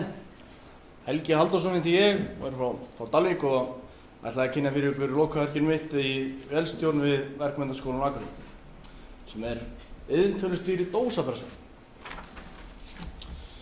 Sem sagt uppruni eða hugmyndavinnan að verkefninu. Mér langaði að gera verkefni sjálfvirkni en var svo sem ekki viss hvað ég ætti að gera. Ég langaði að gera eitthvað tengt sjálfvirkni. Lagði ekki alveg að smíða á svona stuttum tíma einhvern rosa búnað eins og fiskflokkara í togara eða róbot eða eitthvað rosa. En já, eftir að hafa fengið að taka þátt í uppsetningu á einu flottasta fiskvinnsluhúsi á Íslandi og unnið mikið í kringum fiskvinnslu, sá ég að sjálfvirkni með iðntölustýringu er víða og eykst bara meira og meira. Þetta vakti áhuga minn á því að nota tæknina til að geta auðveldað alls konar tiltekin verk. Heima á Dalvík er ekki endurvinnslustöð eins og á flöskum og dósum eins og er til dæmis hérna á Akureyri og höfum alltaf stappað saman allar flöskur og dósir heima til að koma einfaldlega meira í ruslapókann.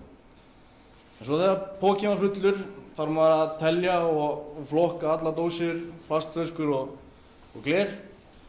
Þetta er alls ekki það skemmtilegasta en svo sem ekki stórt vandamál. En mér datt í hug að slá tvær flugur í einu höggju og smíða sjálfvirka dósapressu sem bæði pressar og telur dósina sem ég gæti svo sett upp bara heima í bílskúr.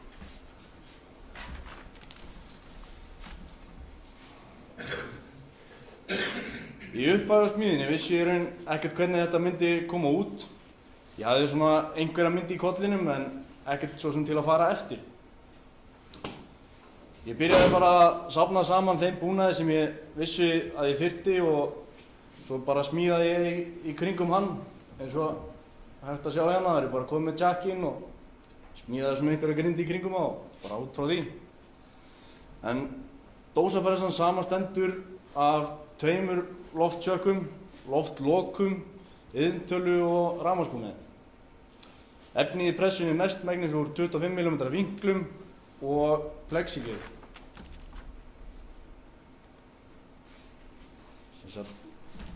Ladderforritinu. Þetta er iðntölan sem ég valdi mér er frá Unitronics og heitir Samba 3.5. Forritið fyrir hana heitir VisiLogic og er forritað í ladderforritunumáli.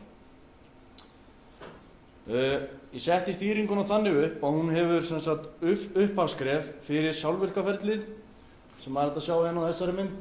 Þetta er allt það, upphafskrefið. Og þaðan eftir þetta þá tekur sjálfvirkaferlið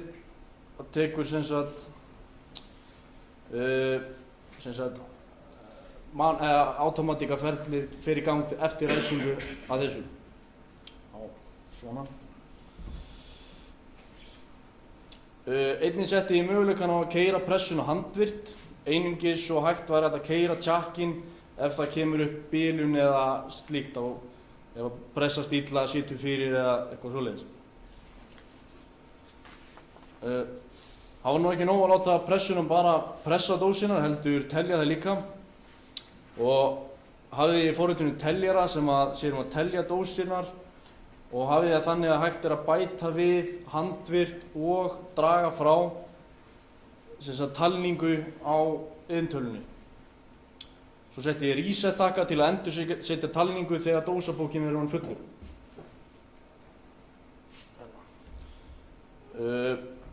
Það er ýmis varnarbúnaður eins og neyðarstopp, þrýstinemi ef að loftþrýstingur fellur og svo nemi sem stoppa ferlið ef hann skynjar dós, eins og sagði, í pressusætinu.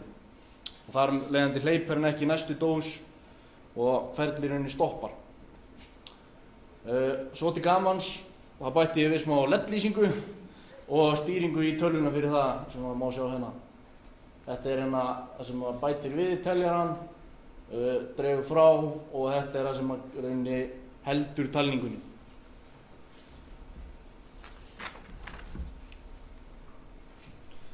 Rafmagn á loftið.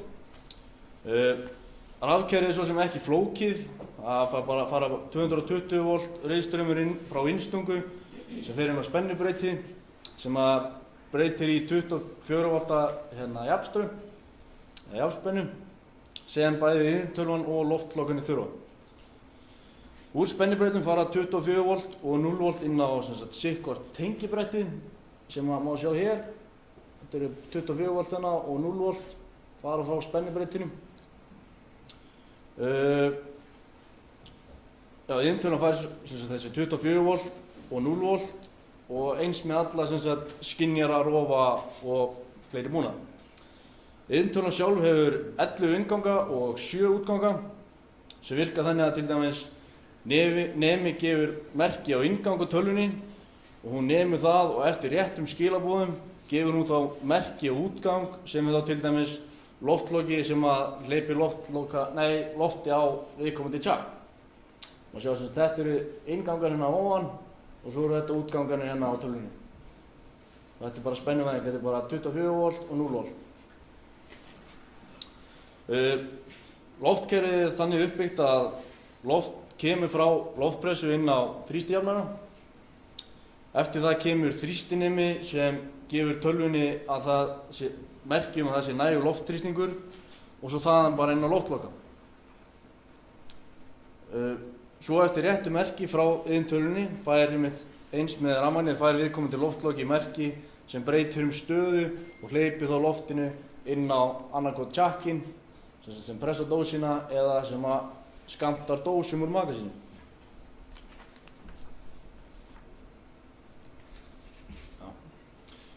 Virknilýsing. Þarf að tengja loft 6-10 bör og setja í samband í 220 volt. Til að ræsa pressuna þarf að ýta autotakkan á skjánum. Ef iðntölvan fær rétt innmerki frá öllum skynjurum og neyðarstoppi og skynja nægan loftþrýsting hefst ferlið. Dósin í magasíninu fellur í pressusætið og þar er skynjari sem gefur merki á að pressa dós.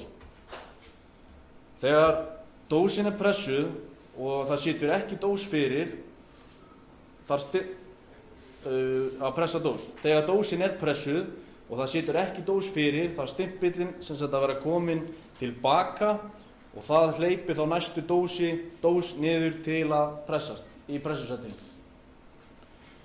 Eins og ég sagði að það er ýmis varnarbúnaður og skilyrði fyrir iðntölvuna svo að dósin pressist en þetta hringferli gengur svona í grófum dráttum ef ekkert klikkar.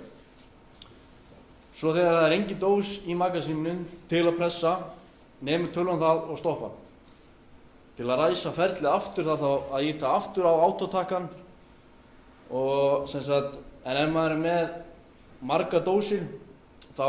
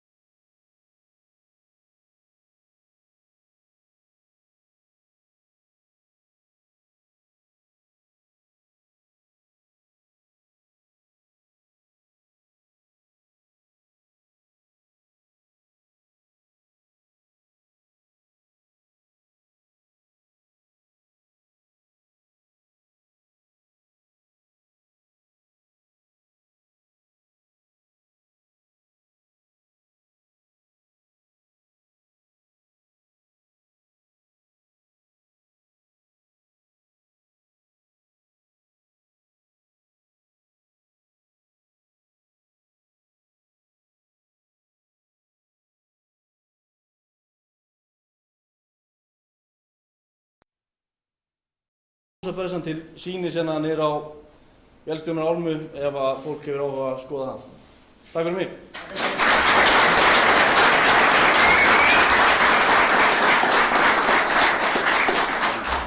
Hermann, komdu svo, gjörðu svo vel.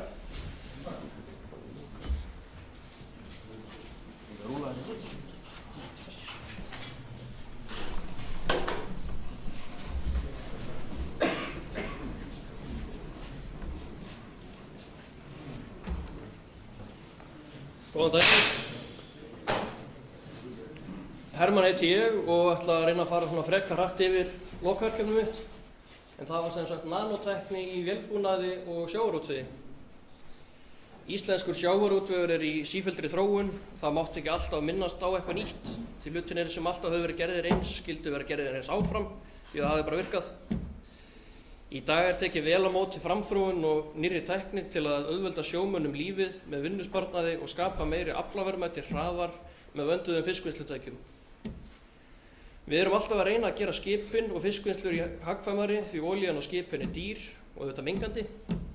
Fiskvinnsluvélar kosta mikið og hafa ákveðin líftíma. Neytendur gera meiri kröfur gæði sjávarafurða og þá mikilvægt að bæði veiðin og vinnslan sé hröð og í lagi. Þó að í dag gangi hlutinir út á að skipta því sem bilað út og setja nýtt í staðinn því það sé ódýrara, trúi ég ekki öðru en þetta fari að snúast við.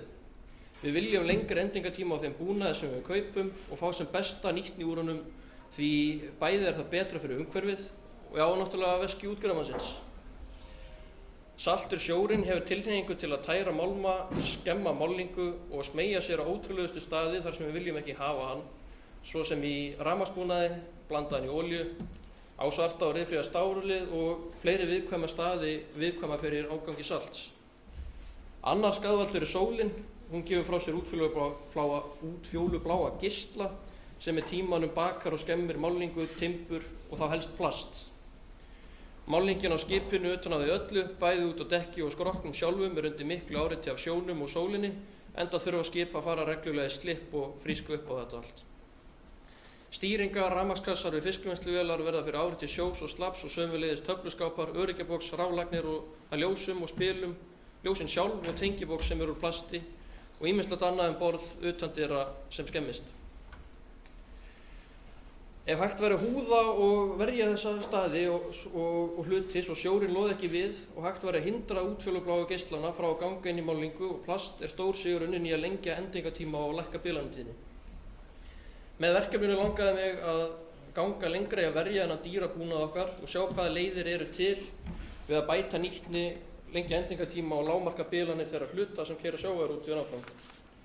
Dælur hafa ákveðin líftíma og ekki mjög langlífar þar sem sjór rennur þær og mig langaði að gera tilraun með að húða þær að innan.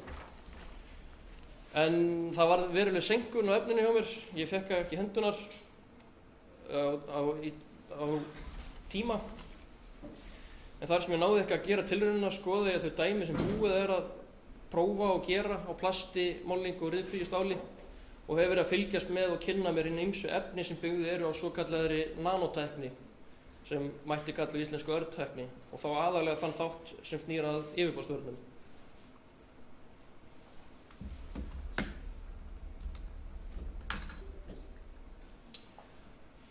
Hvað er nanotækni?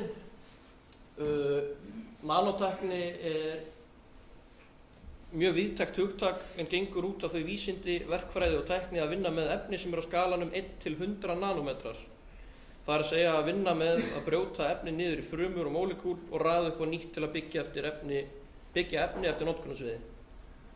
Það var Feynman, eðlisfræðingurinn, sem fór að stúdera þess aðferð fyrst og hægt var að örva atóm í að raða sér upp á nýtt og hafa margir komið að þessari efnafræði en það var upp úr 1980 að NASA fór að þróa yfirborðsvarnir og fleira á þessum nanoskala sem stærstu framleiðendurnir hafa svo tekið og sett alveg í nýjar hæðir. Markmiðin með þessu hjá mér var að bara kynnast nanotækninni og skoða hvað hún hefur upp á að bjóða, sjá hvar hún nýtist í sjávarútvegi og hvar hægt er að verja og gera betur, og þá sérstaklega á fiskvinnslutækjunum og í skipum og einnig í frystihúsum og sjá hvernig áhrif sólar og seltu, hvaða áhrif þau hafa á plastið og búnaðinn okkar sem er bæðið fullkominn og dýr orðin og skoða svona kostnaðinn og afraksturinn, sem sagt gera svona verðsamanburð og sjá hagnaðinn af þessu að nota þessar yfirborðsvarnir. Kostir þessara efna, þessar yfirborðsvarnir sem ég er að skoða, búa yfir ótrúlegum eiginleikum.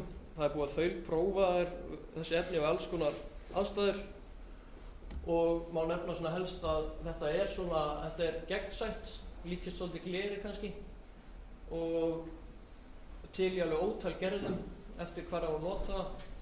Viðlóðin er lítil sem engin og áferð frábær og þetta er náttúrulega tæringar og sólarvörn eins og á plastinu. Það er líka svolítið áhugavert með bakteríur og örverur. Þær tolla síður á þessari yfirborðsvörn og það er náttúrulega frábært á skipskrokki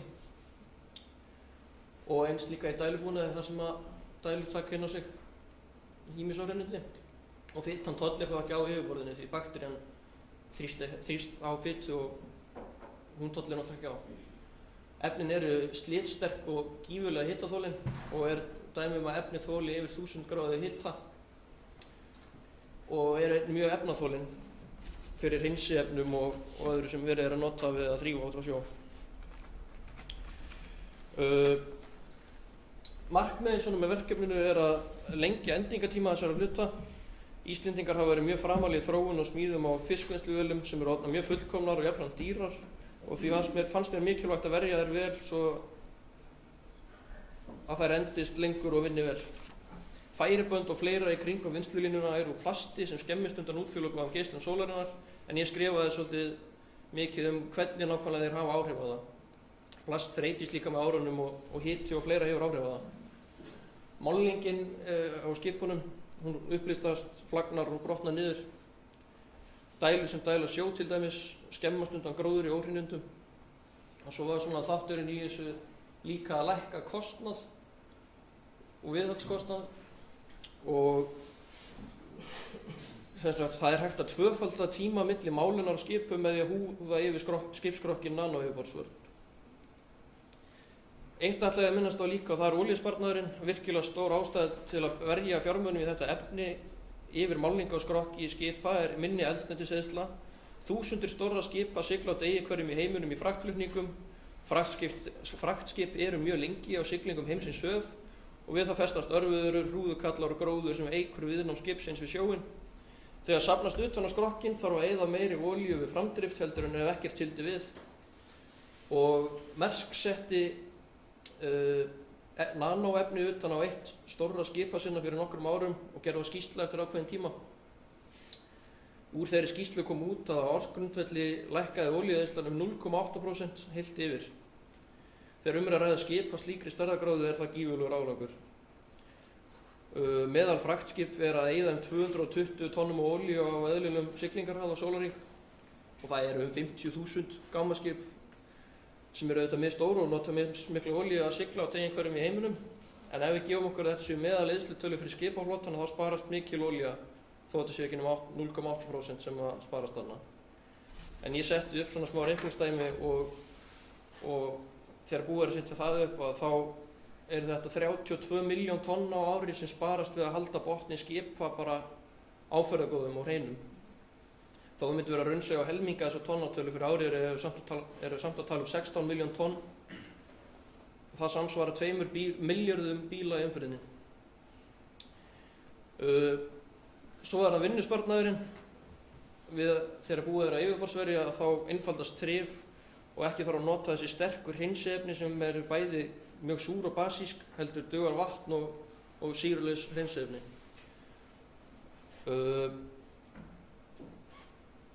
Og það er alveg dæmi það að menn komi veikir á landi við þvotta og millidekkjum með þessum efnum. Og það má laga það með þessu Það gefur auga leið að þegar ekki þarf að mála jafn títt og endurnýja hluti að það sparast tími, vinna, peningar.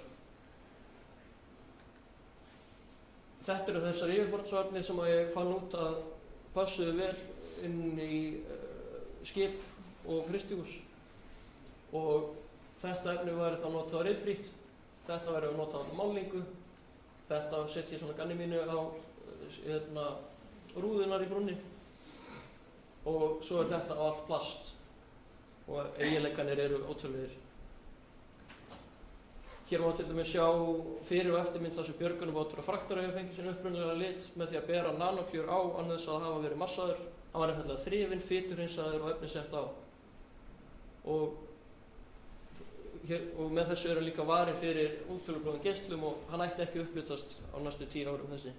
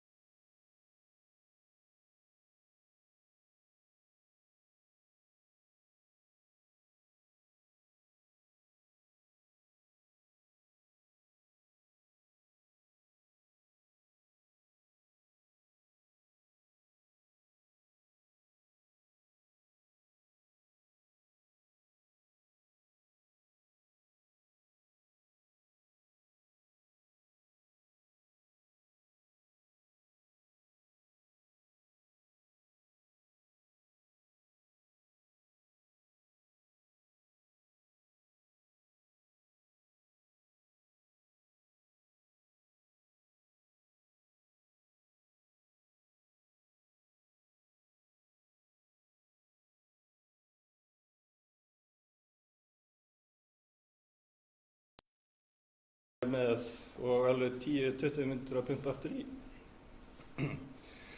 Einnig getur verið mismunandi færi eins og vorin og haustin. Þessi mynd hérna er tekin á að haustlægi á leiðinni Smalameskur þar sem keyrt inn grýttan mel og var búið að fenna í þétta skafla sumstaðar en autt annar staðar. Þarna er mjög gott að vera með úrhlaupbúnað og tala ekki þegar maður er með fulla bíla óþolum og sauðfjárbændum. Búnaðurinn snýst að mestu leyti þessa segulega kistu hérna. Stærra gatið á kistunni er hálftómu og er ætlað fyrir dekkin, en minna gatið er 1/8 tómu og er ætlað fyrir loftnema. Ég hafði hugsað mér að stýra kistunni með svona tvístöðurófum til þess að hleypa lofti í og úr dekkjanum og virkaði mjög fínt þegar ég tengdi þetta allt og prófaði. Og hérna er síðan svona einföld útskýringarmynd af rafmagnstengingunni.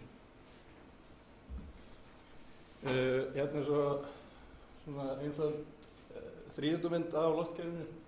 Hérna er bara loftdælan og svo loftkútur og svo fyrir inn á raka og olíuskylfur og svo inn á kistuna og svo bara út í hjól. Þannig, já. Við mælingu á loft í dekkjum langaðum við að prófa að nota loftþrýstinema sem mæla loftþrýsting með spennu sem myndi síðan tengjast í Arduino-tölvu. Nemarnir á tölvan vinna bæði á 5 voltum og passa því vel saman. Tölvan myndi síðan umbreyta spennugildinu sem nemarnir gæfu í pund og prenta þrýstingin í hverju dekki á svona LCD-skjá. Það er mikið hægt að leika sér með svona tölvu og væri hægt að láta hann að gefa einhvers konar aðvörun ef loftþrýstingurinn í dekkjunum færi undir einhvern ákveðin þrýsting. Og þetta er mjög ódýrt dót og þetta allt á myndinni kostar tæpan 10 skall.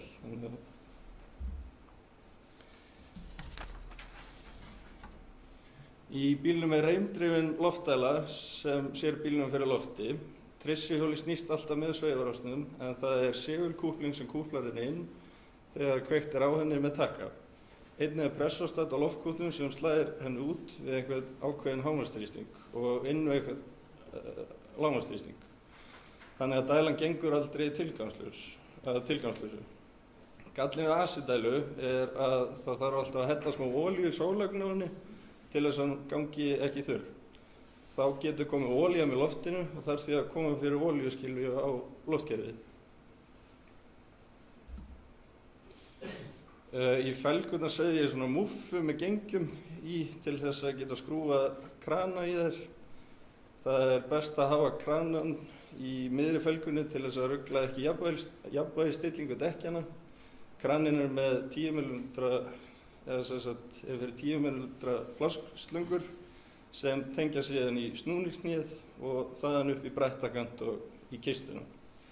Upprunalega ætlaði ég að sjóða eyru á felguna og bolta flatjárn á þau fyrir snúningshnéð eins og flesti gera, en sá svona krossaspangir auglýstar á Facebook og verslaði mér. Það eru einfaldlega settar í felgunar og armarnir hertir út. Þetta er ekki flogið úr ennþá og ég er mjög ánægður með þetta. Þannig að, já. Ég komst ekki svo langt að setja kerfið í bílinn en bind mikla vonir við þennan búnað og stefnið að því að klára hann fyrir næsta vetur. Þetta á klárlega eftir að létta manni lífið til muna og fá mann til að hleypa úr við minnstu tilefni. Takk fyrir mig.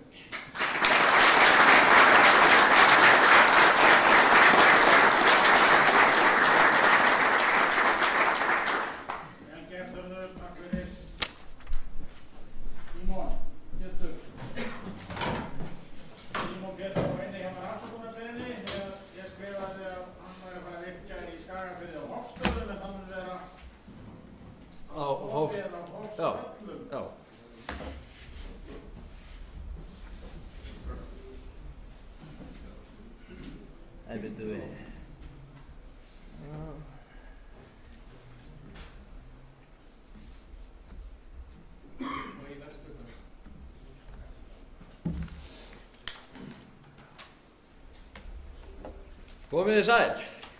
Ég heiti Símon Borgþórsson og er frá Skagafirði og mitt lokaverkefni byggist á því hvort hagkvæmt sé að virkja læk sem rennur við hliðina á bænum Hofi í Vesturdal og er kallaður bæjarlækurinn á Hofi. Ég best að taka þetta úr helvits möppunni. Það er örugglega betra.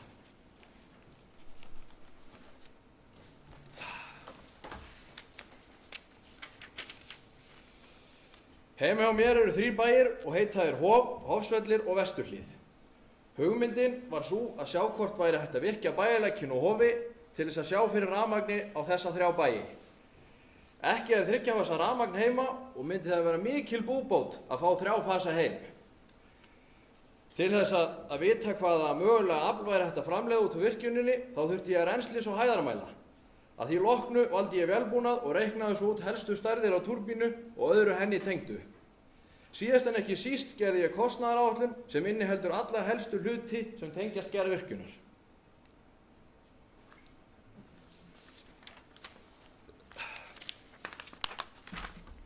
Hæðin var tiltölulega einföld að finna en vegna þess að ég var búinn að ákveða hvar fyrirhuguð stífla ætti að vera og einnig hvar stöðvarhúsið væri staðsett. Og byrjaði ég að sjá sirka með hæðarkorti hver hæðin væri og síðan labbaði ég upp með GPS-mæli og fann út svona nákvæmara. En ég komst að því að það væri 150 metrar í virkjanlega fallið, eða nýtanlega, segi ég. En til að mæla rennsli fór ég eftir leiðbeiningu Veðurstofu hvernig ætti að mæla vatnsmagn í lækjum og byggist það gróflega á því að stífla lækinn og láta hann renna allan í gegnum vafflaga skarð. Hæðin á skarðinu segir svo til hve mikið vatn fer það og er þessi aðferð kölluð Thomsons aðferðin. Vatnamælingar hófust í janúar og var rennslið þá 12 lítrar á sekúndu í frosti og snjókomu en hefur það aukist þegar hlýnað hefur og núna síðasta mánuð hefur það verið 25 lítrar á sekúndu. En ég ákvað að hafa hönnunarrennslið 12 lítrar vegna þess að amma mín hún ráðlaði með það að rennslið á veturna væri alltaf jafnt. Það færi aldrei lægra en þetta. Hún er nefnilega búin að búa bænum frá þegar hún var bara krakki og það er örugglega mikið til í því sem hún segir. Hérna sjáum við á hæðarkortinu í 400 metra hæð stíflu, svo væri stöðvarhúsið staðsett svona cirka hér í 250 metra hæð yfir sjávarmáli og það eru 25 metrar á milli lína. Svo hérna var GPS mælingin 400 og 250. Glöggir sjá að það er mismunur og því er 150 metrar. Nei, alltaf að fara hérna.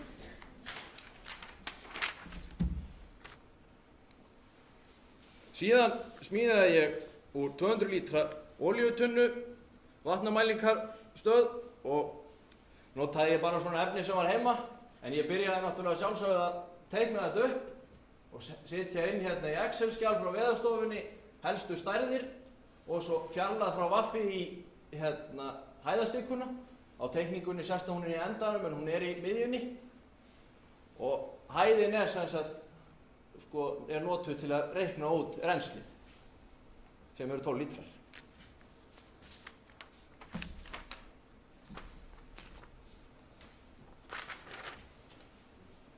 Uppsett afl og ársframleiðsla.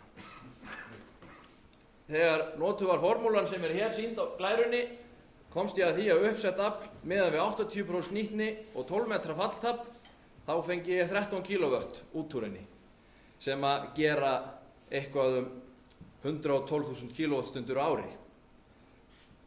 En þetta afl er alveg yfirdrifið nóg fyrir bæina vegna þess að þeir eru kynntir með heitu vatni og er aflnotkun á bænum cirka 15.000 kWh á ári. Þannig að mikið ósamræmi er þar á milli, þannig að best væri að geta tengt túrbínunum við dreifikerfið og selja umframrafmagnið. En af því að það er ekki 3 fasa rafmagn lagt fram eftir að þá er það ekki hægt að svo stöddu.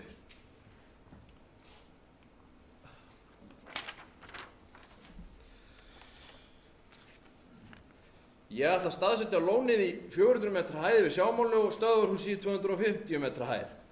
Á myndin á næstu glæru má sjá mögulega stækkun virkjunar með því að sækja annan læk til að auka rennslið en ekki náðist að rennslismæla þann læk en reiknaði ég með að ná rennslinu að vetralagi upp í 20 lítra á sekúndu og með þá tilhennandi aflaukningu.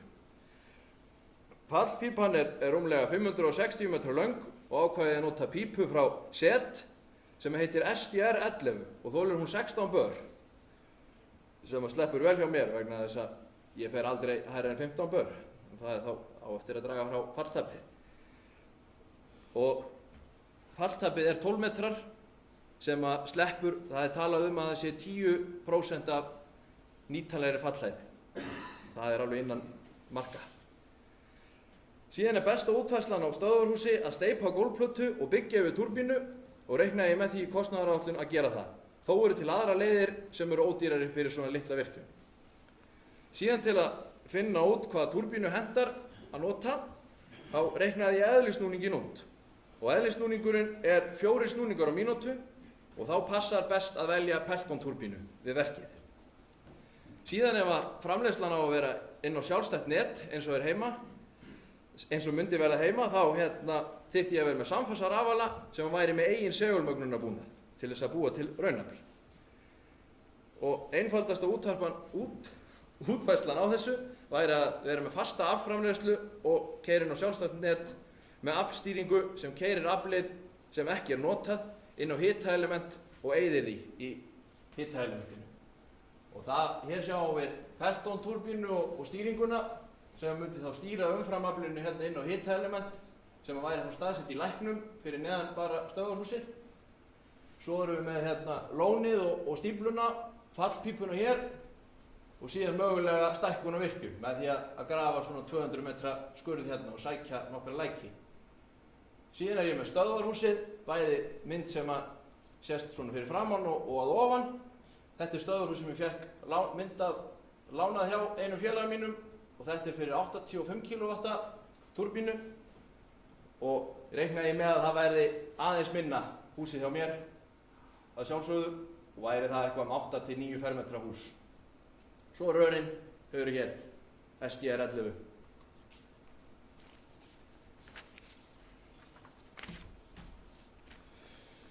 Ég reikna með að steypa stíflu og græja inntaksmannvirki og það kosti eitthvað 2 milljónir. Síðan fékk ég tilboð í vélbúnað bæði frá fyrirtæki Hong Kong og einnig sendu árteiksmenn mér tilboð. Og sjálfsögðu valdi ég vélbúnaðinn frá árteiksmönnum bæði til að styrkja íslenska framleiðslu og einnig veit maður þá að hverju maður gengur því ekki mikil reynsla með erlenda túrbínur fyrir smávirkjanir hér á Íslandi og hafa árteiksmenn leitt hennar bransa. Tilboðið frá þeim hljóðar upp á 4,4 milljónir. Stöðvarhús, maður reiknar svona með við smíða á svona stöðvarhúsum að fermeterinn kosti 0,5 milljón og þá 9 fermetra þá það 4,5 milljón. Síðan heyrði ég í fyrirtækinu SET og fékk verð frá þeim í 560 metra langa fallpípu sem að hljóðar upp á 1800.000 tæplega. Og svo þarf náttúrulega að grafa rörin niður og þetta í miklum bratta landið þannig að það þarf öfluga gröfu til þannig að þá reiknaði ég með því að það kosti 1 milljón. Síðan það jarðstrengurinn, hann dýr vegna þess að það langt á milli bæja og kostar hann 1,6 milljón kílómetra á honum. Og það jarðstrengur sem 5x16.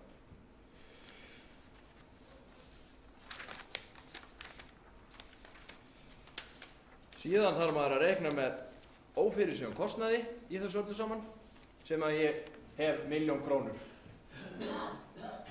Þá erum við með samtals 20 milljónir sem að þetta myndi kosta og sem myndi gera þá 7 milljónir cirka á bæ. Og þetta náttúrulega eins og staðin í dag borgar sig alls ekki. En svo, maður veit nú ekki hvað framtíðin ber í skauti sér og það gæti verið á næstu árum að það fara að verða hagkvæmara að eiga bara sitt eigið rafmagn í staðinn fyrir að kaupa. En svo gæti náttúrulega verið betra að ef að það kæmi 3 fasa rafmagn að selja bara inn á þá kannski komið grundvöllur og þá hægt að láta virkjunina búa til peninga. Þetta var mjög fræðandi verkefni og skemmtilegt og hefur gert mig grein fyrir því í hverju ég myndi velja mennta mig ef ég myndi halda í háskóla að loknu vélstjórnarnámi. Og myndin hér hún tekin þegar að flóðið í læknum 40-50 lítrar á sekúndu. Ég alveg veggbráttur á tunni, held að ég sé að fara að græða ægilega á þessu öllu saman. En annars þakka ég bara vel fyrir mig.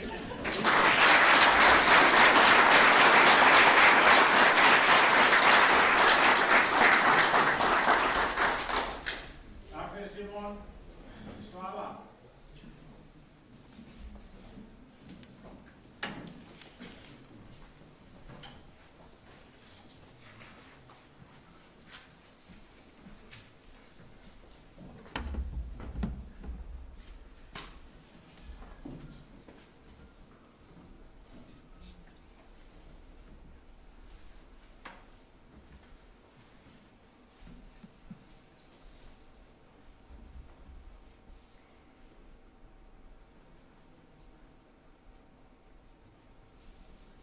Góðan daginn. Ég heiti Svala Björk Svavarsdóttir og ætla að kynna fyrir ykkur lokaverkefni mitt. Það snýr að því að hanna búnað til þess að hirða og pressa roð frá roðflettivél. Tilgangur verkefnisins er að auðvelda flutning á roði á færiböndum borð í frystiskipum, svo ekkert væri að festast í böndunum og tapast. Tilgangurinn var einnig að reyna á einhvern máta að vinna roði meira með skilvirkum hætti svo að auðveldara væri fyrir þann sem tæki við því að vinna úr því og einnig að hvetja fleiri til þess að hirða roði og vinna það. Til þess að það sé hægt þarf umfangi á afurðinni að vera minna, svo slík vara sem ekki jafn verðmæt og aðrar taki sér minnst pláss, þá aðalega borð í skipunum. Ég fór í þá vinnu að tala við vélstjóra á nokkrum frystiskipum og spyrjast fyrir hvernig þetta væri gert hjá þeim, varðandi nýtingu, ferjun og hvort eitthvað mætti bæta. Útkoman var sú að borð í þessum skipum er roðið alla jafna ferja með rennum í brunn og svo er því dælt frá borði. Á Arnari HU var roðið þó hirt eftir pöntunum viðskiptanna. Annars fer það frá borði líkt og annar staðar. Þessi svör kom mér aðeins óvart og þá helst að allir henda roðinu frá borði og nýta því þetta hráefni ekki. Það er þó skiljanlegt vegna umfangsins sem roðið tekur borð. Þetta verkefni bindist þess vegna að nýtingu borð í frystiskipum og þá helst vegna plássleysis. Og vegna þess að mest allt roð sem er unnið í landi er nýtt og virkilega gaman að sjá að Samherji nýta allt sitt roð frá frystihúsunum í kollagenframleiðslu. Og greinilega eftirspurn er til staðar því í samtali sem ég átti við Róbert, framleiðsluþjóra hjá Síldarvinnslunni, sagði hann mér að þeir væru komnir með beiðni fyrirtæki að hirða roð frá þeim til kollagenframleiðslu. Kollageni er nýtt í alls kyns snyrtivöru og lyfjaframleiðslu. En þetta fyrirtæki sem vildi fá roðið frá þeim vil þá fá það frosið til sín sem er sammerkt með þeim fyrirtækjum sem sækjast eftir því. Og því má velta fyrir sér hvort að hér sé ekki tækifæri til að taka roðið með sér frosið heim af frystiskipunum. Sé það umfangsminna en það er í dag.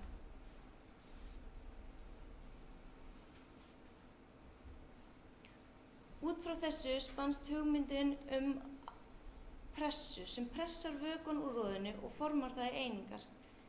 Til þess þarf að hafa tjakk sem pressar roðið saman og búnað sem hleypir vatninu undan. Einnig þyrfti að finna leið til þess að geta tekið á móti roði án þess að þurfa að stoppa á milli.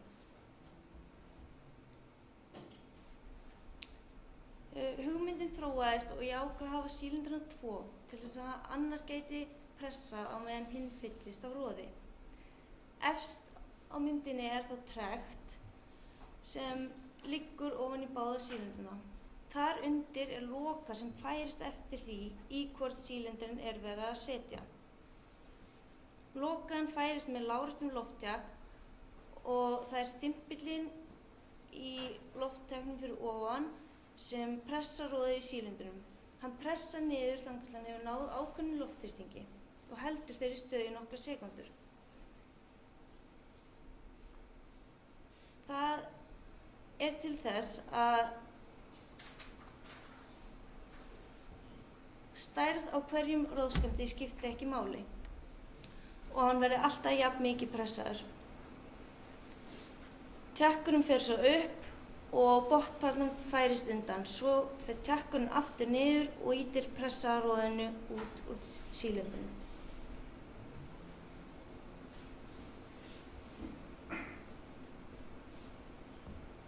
Hér er með myndband af ferlinu þar sem að núna er sílindrinn sem er hægra megin að byrja að pressa niður og svo færist botnplatan undan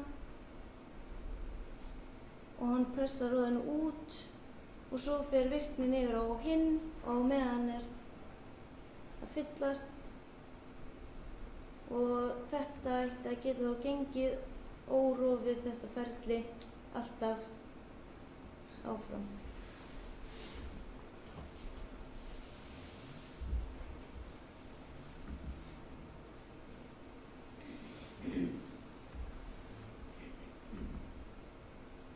Ég hannaði stýringu sem sýnir ferli í Síljósoft á myndrann máta. Þar notaði ég inngangsmerki til að setjast að skref. Þau eru tengd á or eða sett resetlit sem setjast að virkniskref á tjökkum og skólun á botnplötunni. Skólun á botnplötunni þarf að vera svo hún sé tilbúin fyrir næstu pressun svo engin óhrindi séu á henni.